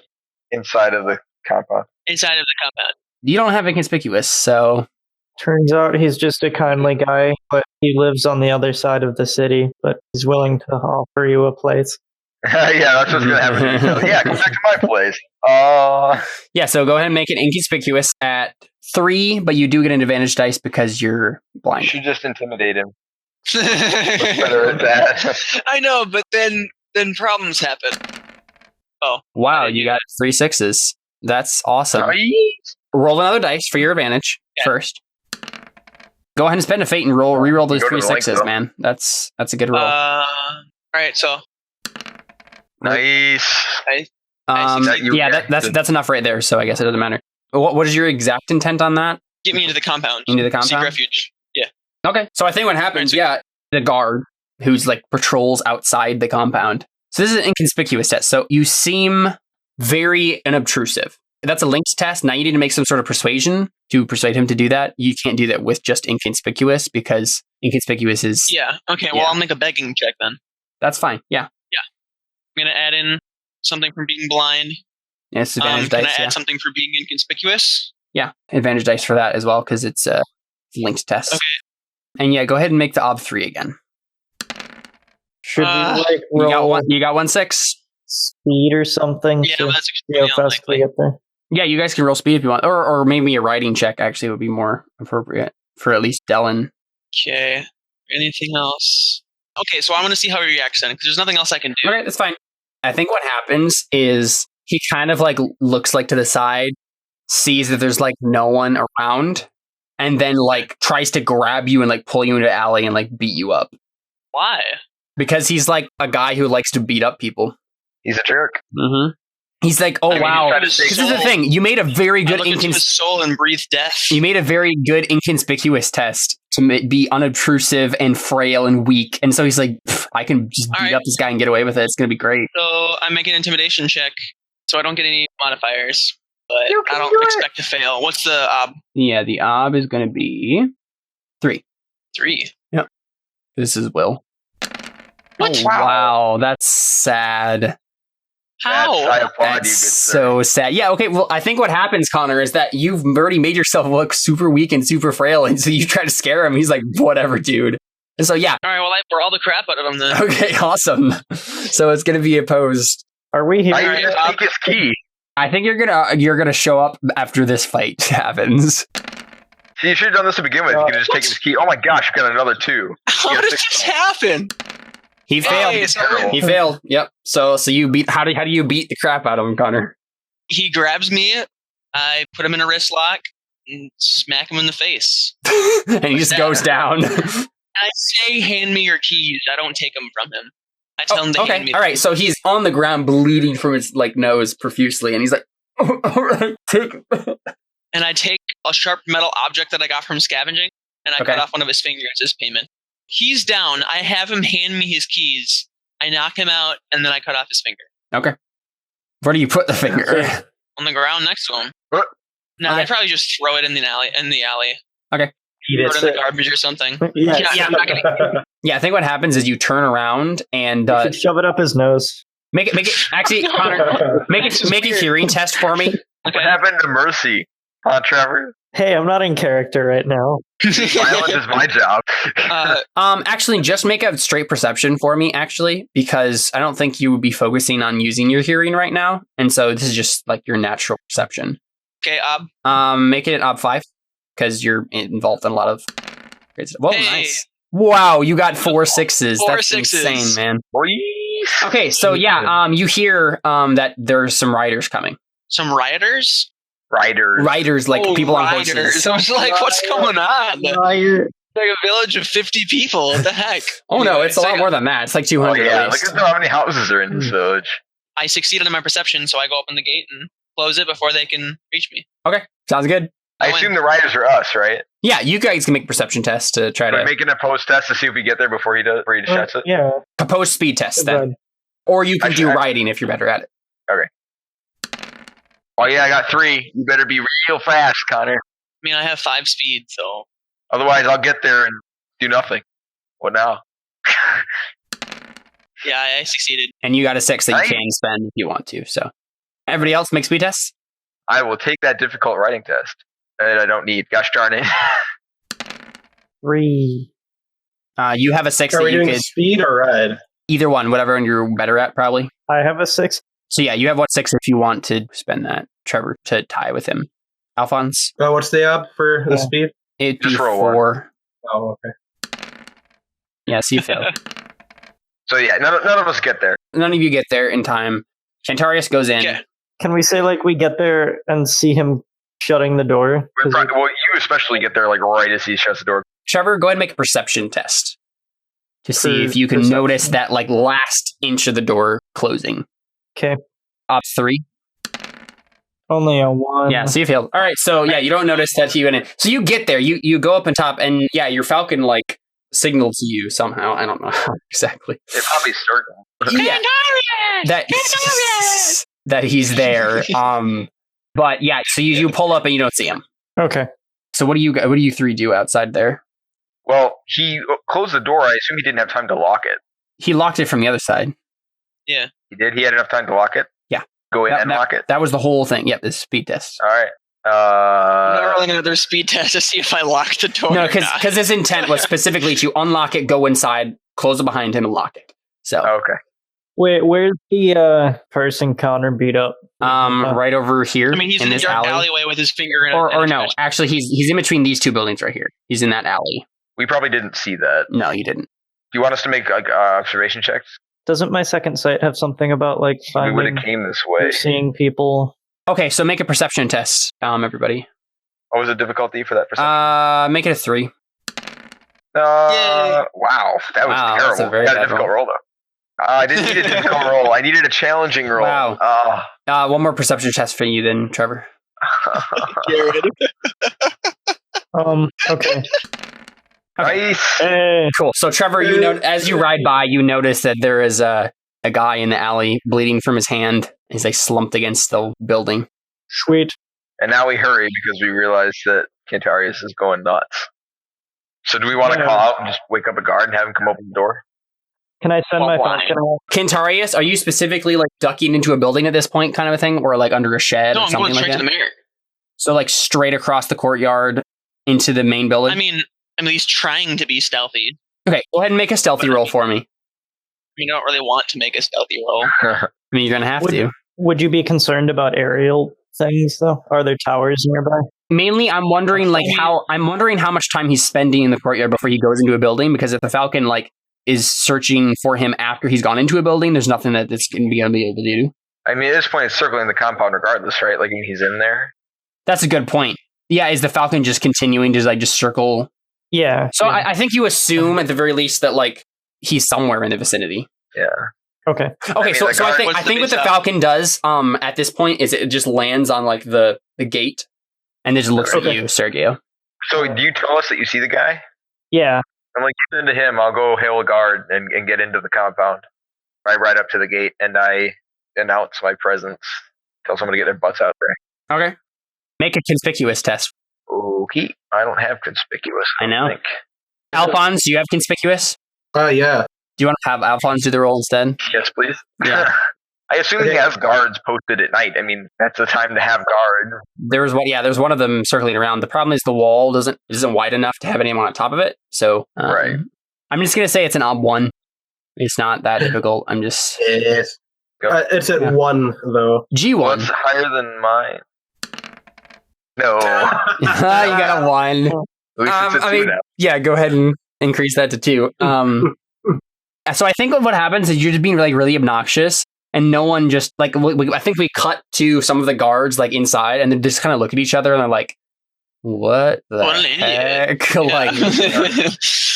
Being a priest too, would people notice? Hey, there's. Well, you're looking at the religious guy, right? There's nowhere for them to look at you. You're trying to get attention to people who are on the other side of the... And that was at least that's what I directed you to do, was to do that. I mean, you can do whatever you want, but that was what Dylan had said, was that you should check him out and he'll go try and hail somebody. You said the difficulty was 1, right? Yeah. Oh, I might actually get this. Uh-huh. Yeah. Yeah, so what do you say exactly, Dylan? He just yells out, "There's the Holy Knight at your gate. Come open the door." The guards open it at that point. Connor, go ahead and make the stealthy roll for me. It's getting real. They're going to catch you. Just kidding. Wait, do you have a stealthy skill? No, he doesn't. I'm going to say the ob is 2 because the Dylan and Alphonse are making noise. Okay, sweet. What? Wow. Yeah. That's sad. Okay, so yeah. I think what happens is you hear a voice in your mind saying, "Why are you on my grounds?" What? It sounds like an older man. I truly didn't do the voice right. I'm gonna go Clearly kill that David old guy. knows what's going on. I'm gonna go kill him. And then you see an older man step out. He's 52. So he steps out. He has graying hair, and he seems leanly muscular, but very old. He seems very weathered by the world and stuff like that. And he steps out in front of you. I mean, you don't actually know what he looks like at all because you're blind. I don't know why I even tried that. I can hear it. I think what happens is he steps in front of you. You hear him do that, and then he says, "This is all in your mind still." He says, "Huh, you're blind. Well, here, this might give you some perspective." And then you see the image of what is before you in your mind, implanted by this guy, apparently. And so, you see that old man. He's holding a candle to one side. And he says, "Leave now, or I will be forced to take drastic action." I'm here to kill the mayor. Nothing's going to stop me from doing that. Your head explodes. Can I intimidate him? Knows nothing of tact. Yeah, you can intimidate him. Sweet. Or strategy. I'm assuming it's going to be a challenging roll, and it's exactly what I need to up my intimidation. The ob is 7, yeah. Yeah. Sweet. If I succeed this, though. Wait, a guy who can talk into people's minds. Yeah, so he's not scared of you at all. He just kind of shrugs. He's trying to scare me, I guess. I've seen 1,000 men more terrifying than you. and I've killed most of them. Oh, that's pleasant. Yeah, I could be scared of me, and he didn't kill me. I say not this one. Pull up my staff. I'm gonna brawl him, man. In the middle of the complex with the guards coming to the gate? Says you. Yes, it's me. All right. I mean, heck yeah. I'm doing it. I don't even care. Can we get in now? Well, okay. I want to see how this initial bout goes. There's a confrontation. I take the lead. You caused the confrontation. No, he did. I was killing the mayor, not this guy. I don't even know what this guy is. He's the mayor's, keeper. Well, I don't know that. Yeah, but in his grounds. Okay, Connor. Brawling. Okay. I'm going to factor in anatomy. You're going to get killed. Good. Oh, man. What? And he's definitely re-rolling those with fate. Wow, you got a really good roll. Holy crap. Connor, you die a little bit inside. And a lot outside. So that's against 8. Oh my gosh. He's screaming in your mind to distract you the whole time. And yeah, it really just throws off everything. You can't even use your hearing. Wait, how is that difficult? How is that not challenging? Yeah, it's because you had so many dice. You try to use your hearing and stuff like that, but he keeps screaming in your mind, and so it just doesn't work. And so you're just so disoriented, you don't know where you are. He's throwing distracting images into your mind, of where you are, giving you sight, but it's just wrong images. I think what happens is he shivs you in the chest, because that's part of brawling, and I think you take a wound. Okay. Well, I mean, with that degree of failure, you're lucky he didn't cut your hand off. Yeah, that's crazy. Yeah, you have a midi wound. He wasn't trying to kill you. He was just trying to take you out. You're bleeding from your chest, your torso or whatever, on the ground. Yep. And then the rest of you come in at that point. Okay. Now I'm not really sure who to fight because. Yeah. I'm not approving of Connor's actions. Did you come join us? Because you were with the guard. Yeah. Well, was that guy a guard? Oh yeah. Yeah, he was. Yeah, he was. Because but you don't know that I hurt the guard. Come on now. No, but he was checking him. Did you then come over to us? Yeah. You guys took a little while, yeah. Helen draws his sword and jumps off his horse, and he's like, "What's going on here?" And he approaches the guy.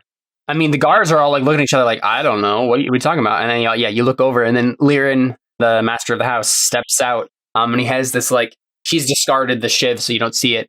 Are they not in sight? No. They're off to the side. Yeah. Oh, well, then I don't even know what happened. Yeah, you don't see it.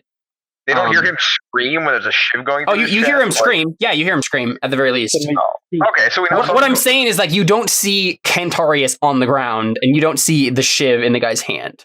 So. Okay, so he rides in normally then, hears the scream, jumps off his horse and runs over there with his sword out. Okay, yeah, and Liren steps out with his candle and just says, "Is there something I can help you with, Holy Knight?"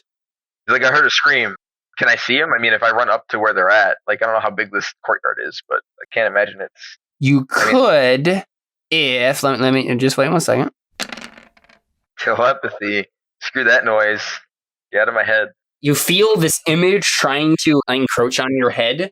Okay. And it's almost like he's trying to give you an image of the ground before you without Cantarius laying in it, but then you see Cantarius laying there bleeding. Okay. I turn on him and point my sword at him, and I call the others over there. Get over here. I told you before that so that badly for you, and now it's going to end. And then I'm like, what happened? And I'm kind of saying that to both him and Cantarius. I assume Cantarius is still conscious, right? Yeah. I mean, a midi wound he doesn't have any stats that would immediately. Now, how much detail of what you just said could I tell about him trying to get that image in my head? Everything that I just said. Oh, okay. So I can tell he was trying to cover it up and everything. Yep. Oh, okay. In that case, I mean, I assume that's illegal, right? You can't put thoughts in someone's head. I mean, you also can't just stab someone. I mean, obviously that was illegal too, but I don't know if Connor deserves that or not. Right. I did. I mean, I know, but Cantarius, I'm actually going to give you a serious wound, not a midi wound, because that does incapacitate you, and I think that makes more sense.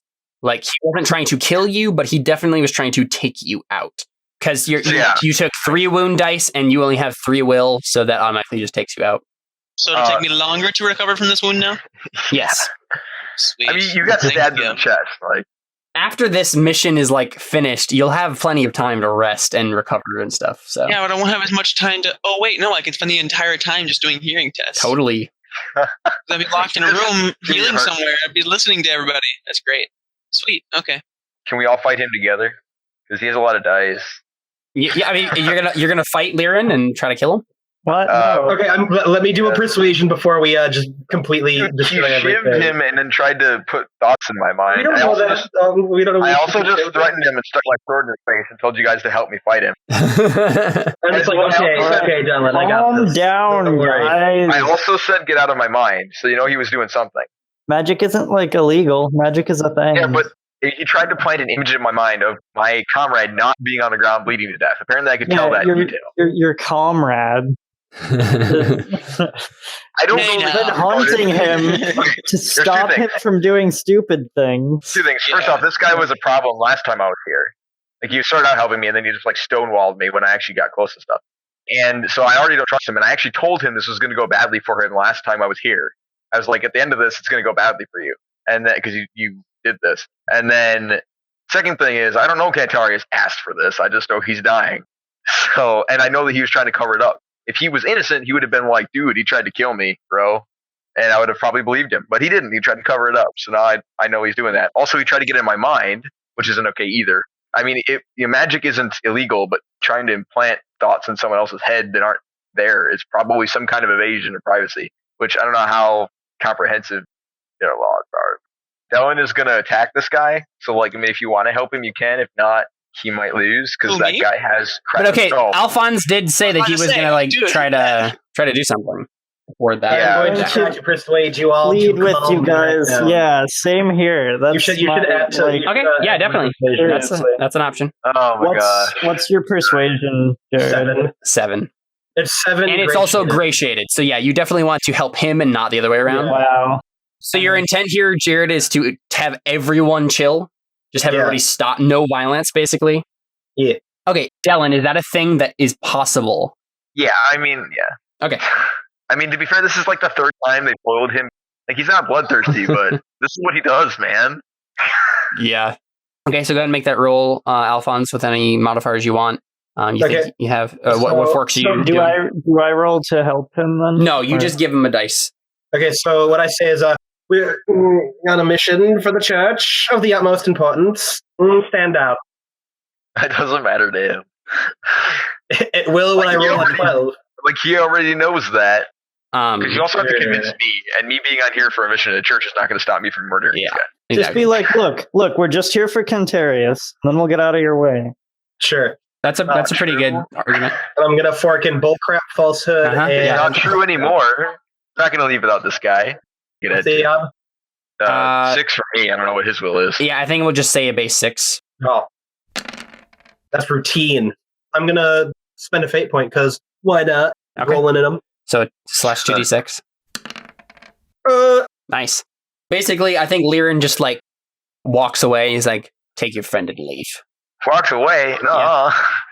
I mean, I'm not just going to let him walk away. Like, I'm not going to kill him now, but he's still... Trevor, I think this is a chance for you to do a persuasion roll against Dylan. What would be an argument, Dylan, that would like convince you at this point to walk away? I don't have any idea. I mean, like, at this point, he's a criminal. Like, he's... Again, like, to leave and then come back with the law on your side, not to like have a brawl in the middle of the night. I think that's... Well, I mean, like, he's already been convinced by Alphonse not to beat him up. He's only going to fight him now if he resists. Well, okay, are you fine with like just trying to arrest the guy? That's what Dylan's plan is, to just arrest him, and if he resists, then to beat him up. Before, Dylan was like, "Oh, I'm going to fight you," because Dylan had just wasted one of his guys. Exactly, now that he knows he's not a threat, he's like, "Okay, well, now you're just going to come into jail." Exactly, yeah. Why would you just randomly incarcerate this guy? I mean, he just stabbed one of our retinue, and he's trying to cover it up. He also impeded our investigation earlier, which I told him it would end badly for him. Also, because Cantarius broke in. Yeah, but I don't know that. I mean, we kind of do, because we have our tracking. Yeah, I basically told this guy that at the end of this I was going to come arrest him anyways for obstructing my investigation. Because I was trying to find stuff out, and he was like stonewalling me, and I'm like, okay, you know what, you're done. And now he's attacked one of our retinue, and then also tried to cover it up instead of being upfront about it. I mean, if nothing else, that's illegal in and of itself. I mean, if he'd been innocent, he would have just been like, "Oh, this guy got through and tried to kill me, so I beat him up." But he didn't do that. He tried to cover it up by trying to put thoughts in my mind, which is probably also illegal. So, you know. Okay. I would urge you not to, though, on the basis of practicality. What's impractical about it? Because he's a sorcerer wizard. I mean, he messes with people's heads. He can't, like, blow their brains out. I assume we're familiar with the magic he's using, and I assume we know it's not, like... Also, you it's can make a test. and in the long run will impede our work here. I mean, I don't know how having... By letting him distract you, as far as, like, he's not our goal. It's the heretic. Well, no, but I've incarcerated, like, 30 people who weren't our goal. Like, who cares? I mean, just because he wrote the law and he's not the main guy we're after doesn't mean we're just going to be like, oh, yeah, it's cool. You get a pass just because we're not coming after him. Like, he's one guy. It's far more practical than arresting the 30 people we just arrested. But your authority is not to arrest everyone who commits a crime. Your mission is to find the authority is to. I mean, isn't that partially what I do? I mean, it's more of a religious nature, but I've arrested enough people that I think I better have the right to arrest people. Otherwise, I don't know what I've been doing this whole time. Yeah, I mean, as a holy knight, you have the legal right to arrest anyone on any grounds. Yeah, see? Sergio, are you saying those arguments in character? In brief character form. Yeah, like, sure. Yeah. While they're arguing, I blatantly say, the mayor is a heretic. Thank you for that, Alphonse. Also, Cantarius is bleeding out. I just wanted to... Yeah. No, that's his own fault. Like, you attend to our... do you have any medical skills? No one has any medical skills in this team. Not at all. I'm telling you, once I die, I'm going to make an evil doctor. Well, he's just like, attend to our comrade, and I'll see to the steward or whatever he's called. And then I just go to find him, basically. I mean, he resists. He's like, nope, like literally, he's gonna like shank you too. I mean, yeah, that's fine. I'll kill him if he does that. But okay, yeah. I'm just so like, it's just a brawl. Yeah, he's doing his brawling versus whatever you're doing. Man, you guys should have just let me kill him in the first place. I needed that roll, though. So, are either of you gonna help me fight him? Jeez, it's a lot. With what skill? No, Sergio won't. I still maintain that this is unproductive and we should just leave. Wait, so he's trying to kill me and you're just going to be like, oh, it's cool. 8 successes. Well, no, you sent me over to tend to Connor, right? I mean, like, 2 steps away. Like, I walked over to him, you walked 2 steps away, and then I'm like this, he resists, and then he tries to fight me. I mean, we're all like right next to each other. You have a bow. Yeah, but I told you not to fight him. I wasn't trying to fight him. He tried to fight me. I was trying to arrest him. I think he does say, like, he told me to my face that he was going to kill my master. What do you think I'm going to do? I don't know, maybe call the guards. That sounds great. You have guards on the property. I don't need the guards. No, he's a steward. He cleans. Oh. He's just apparently the most ripped cleaning guy on the planet, who also happens to have psychic powers and is being very underutilized for cleaning. But like literally, he says, I'm loyal to my master, and this man was going to walk into his chambers and kill him in his sleep, and I was defending him. Now, if you have a problem with that, then go to the abyss. Because what I have a problem with is you trying to cover it up. If you did this legally, why would you hide it for me, especially in a legal manner, like trying to superimpose my thoughts? I don't know if superimpose is the word they use then, but I say it. He kind of pales then because he realizes, yeah, Stop arguing over me. Just let me talk. You're dead. Fine. I'm dead? What? No. You're unconscious. You can't speak. Yeah. That'd be funny if you like came to you for just a second. You're like, guys, chill, man. I'm fine. Like, shut up. So how did this go down? You're still trying to arrest him? Well, I mean, what did he respond to when I said that? He paled, and you can tell that he knows that he was caught. He was like, yeah, I mean, I felt guilty kind of a thing. Like, you try to cover up something. If you claim you're innocent, you're going to have to prove it in a court. Can I just plead with him to come peacefully so there's no more fighting? You make a persuasion. There's been enough bloodshed. Let's take this to court and solve it tomorrow.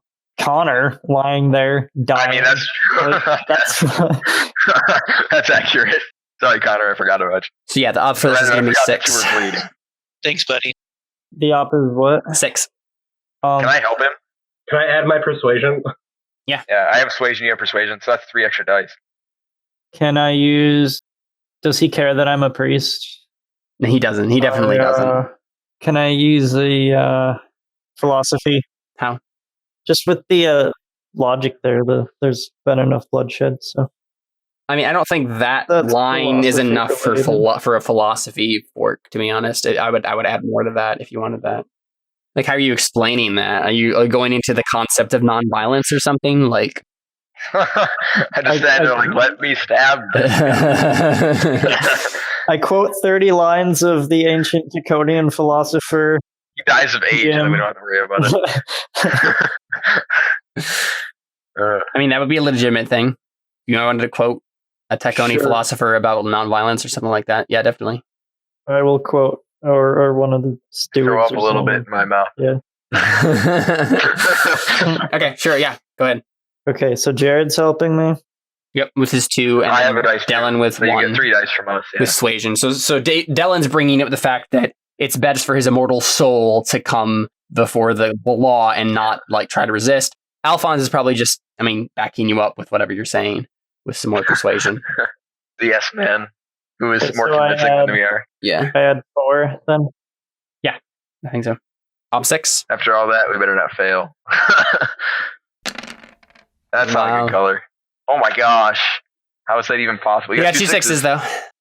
You can do it. That's legitimate. Only 2. There's I should have prayed. 3 left. Dang it. Yeah, you should have. If you want to spend a fate and reroll those 2 dice, you can. Just have to get at least 1 6 and then another success and then another success. We got this. Neither of those are 6. No. Yeah, Kill him now. So yeah, I basically think he tries to shank Dylan at that point. Now will you help me fight him, please? So now, yeah, he has the 8 on his brawling, and let's do this thing. Alright, so I assume, Jared, you're doing something, right? I don't have any violence stuff feats. None at all? Like, you don't even have, like... I might have brawling. I think you have a 1 in brawling or something. You have a 1 in brawling. And Thank you. Literally, you can just add 1 dice. Exactly, yeah. Sergio, you're helping, right? If he draws on you, yes, I will react. I'm a persona. I'm going to use that. Why not? So you using knives, Sergio, or bow? No, that's so not good. I would 2 6s. Yeah, I'm going to have to at least pull out try. my bow because he's going for David, and also I was over by Connor, kind of checking him out. Right. Oh, this is bad. Well, no. 1 success. Yeah. What was your intent exactly, Dylan? To subdue him to the point where he couldn't resist. Yeah, and his intent was to shank you. So he does. Okay. But in the close quarters like this, it's pretty easy to get like in between those chinks and stuff. So I think it's just gonna be a light wound. But he does shank you, and then he flashes a bunch of like brain blasts kind of a thing, and you just see this blinding light in all of your eyes. And then when you open them, he's gone. He should roll to do that on our will, and then we should have a speed test if he doesn't beat us. Yep. If he beats us, we'll just stand there and try. But yeah, I didn't necessarily mean that like that just happens automatically. I just meant that's what happens next. Okay. So yeah, this is going to be against, all of your wills. So would it be will or steel? I'm actually cool with steel. I think that makes sense. I'm actually better with steel because let's go with steel. Tanked, even with my wound. Alphonse, make a steel test. Nice. Your brain just melts and you fall over. Yeah, so Alphonse goes down. The rest of you are good though. So make speed test response and let's see. That could have been worse.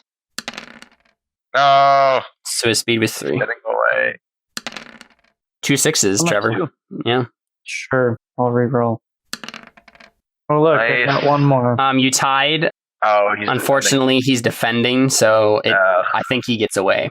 I think what happens is he runs to the guards, and the guards are like now standing in front of him, kind of a thing. Okay, so I think the guards had moved around, like so you guys are like over here in this corner. There's a big building at the back of this compound right here, and I think the guards have moved like right here. So he like breaks through the line and goes to where the guards are, and I think the mayor is also standing there at that point.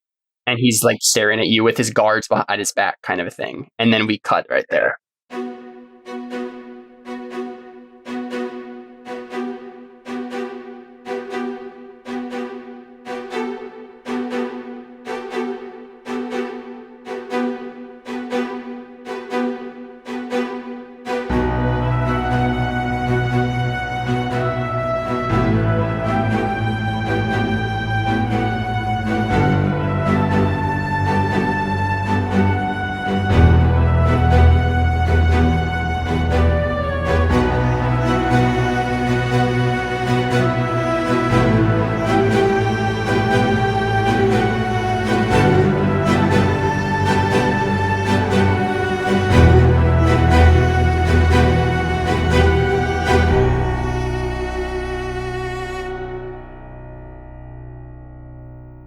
Let's take a look at our characters' beliefs, instincts, and traits, and see if they earned any Artha.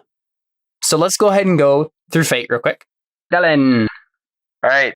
The gods have minds above ours and to be trusted above all others. I will learn of the heretics' beliefs. Curious to see how they line up. Did you work towards that at all? I did not. Alphonse will pay for what he did to our sister, even if I have to kill him myself. He's useful for now. I'll see he lives to bring us Frinta's allies. I haven't done any of that. Yeah, I don't really think you went after that a lot. No. I've been entrusted with the holy task, and I'll keep the ruffians assigned to it in line. I'll assert myself as the head of the group. And yes, you did do that. Never going on under any circumstances. Didn't really get you into trouble. I didn't fight him honorably. I was considering being like, hold on, I got this, but I knew how many dice he had. Well, I also wasn't trying to kill him, so. Never leave the word unchallenged. I mean, he didn't really like speak out against them, really. But I didn't let him go because I thought he was a criminal. Yeah, but again, that's not that specifically, so. Yeah. All right. Discipline didn't really get me anything. Faithful. I feel like all of these almost count for that, but almost. I don't know. Mark of privilege, tonsured, and fearless. I don't think any of those do. Yeah, not really. So you got one fate point. Yeah. Alphonse. I am just as good as Dylan, and I'll prove it by using my skills to outshine him. Well, you tried anyway. You tried anyway. I want to end the papacy, so I will find some way to gain an edge using the heretics. You tried. So go ahead and take fate. I want to restore my reputation by gaining fame in the city by getting rid of the new heretics. And you're working towards it. I mean, by doing all the things that you did. Always entertain myself. No. Always have alcohol. No. Always get the last word. No, not really. Rabble rouser. Drunk. Mark of privilege. Unlucky. Telltale teller. Rapier wit. I don't think I did any of that. No, this is kind of a really off session for our characters, like belief-wise. I guess this guy didn't have anything to do with any of our beliefs. We're just mad at him. It's Connor's fault. Yeah. Cantarius? Yeah, Connor. I was doing exactly what my character would have done. That's true. From the thing Still that his Caleb fault. randomly made happen, even though everybody was trying their very hardest to stop. So this is all Caleb's fault. Caleb triggered my character by killing a random kid when it was completely and utterly not my fault whatsoever. The dice kind of did that. Yeah, the dice did it. You know, but Caleb made the kid run into the factory and like, oh, smoke. Of course. Did you fail a roll when you put your stick in the forge? No. There's no roll? Okay. All right, then. No roll. Yeah, But he failed every subsequent roll. Yes. Well, yes, but the reason I had to roll is because Caleb put a child in the situation. Exactly, and that's what happens when you put an instinct that says never harm a child, Connor. Okay, so I was spared for a reason. I will minister my own justice. I'm going to kill the mayor. I mean, you work towards that, so take a fate. The staff is the key to figuring out what happens to my son. If I break it, maybe the wonders of my son's soul can be broken as well. I mean, you didn't try to break it anymore, so. I considered it a couple of times, but I didn't. I will always do what's right no matter what anyone thinks. I'll make sure that there's no needless death. Not really. Not at all. Yeah. If there's a confrontation, I take the lead. Yeah. Yeah, I got you into trouble. Always inventing something. That also got you into trouble. Never harm a child. The kid died because of me, and because the kid did die, I freaked out and went on a murder spree. Okay, all right. If I didn't care about children, then I wouldn't have done it. Okay. Blind gave you fate this time, definitely. Yes. But I think that's it. So I have 13 fate points then. Thanks, son. I have 3. Sergio? Really?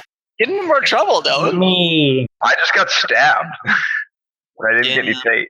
This session reinforced that this group needs a lot of whipping. What do you mean, this group? Everyone but me. I haven't done anything. Okay. I mean, you were actually pretty good this session, Alphonse. That's what I was thinking here. I don't know that Sergio was too impressed with the immediate arrest. I mean, you worked towards the first belief, but unless you want to, if you want to change the first belief, I think you should take fate for it, no matter if you change it or not, because that was your belief this session, and you did try. I'm just going to change it to someone. I'll put someone in charge. Yes, put me in charge. Yes, I know what my belief for next week is. I want to gain the Taconi Steward's recognition. I'll start by building a base of respectability and discussing the concept with other notable religious figures. That did not happen. Not really. No. I have gained this new site. I will try to learn how to use it. And you definitely tried to learn. Instincts, always delegate responsibility. Don't know that I did that too much. No, I don't think you did. If someone tells me what's wrong, then I have to come up with a solution. Food, no, not really. Yeah. Loner, I didn't use. And Mark of Privilege, Pardoner, tonsured, not. No, not really. Trouble. Was there anyone that didn't like me because I was a Pardoner? I mean, if that was the reasoning behind why Sergio tried to counter Dellen so hard, then, I mean, because that was obviously a contention. Yeah, if that was because you're a partner. If that was, you could take a fate for that if that was the case. Yeah, you could Go ahead and say do that. Okay. Cool. Awesome. Well, I guess I will see y'all next week, where we will continue the adventure of these crazy people who do stupid things and get stabbed, and it's a great time. Dysfunctional party. We're all gonna need bed rest forever now. Yep, exactly. But that's the great thing about an end of an event. You get to have lots of bed rest. All right. Adios. I'll see you guys next week. Have a good one. That was episode 7 of Crow Inquisitors. Look out for bonus content during the week as well, such as original fiction, music, and other extras to tide you over until we return to the campaign proper. I hope you enjoyed the story so far. Thanks for listening, and we'll see you next week for another episode.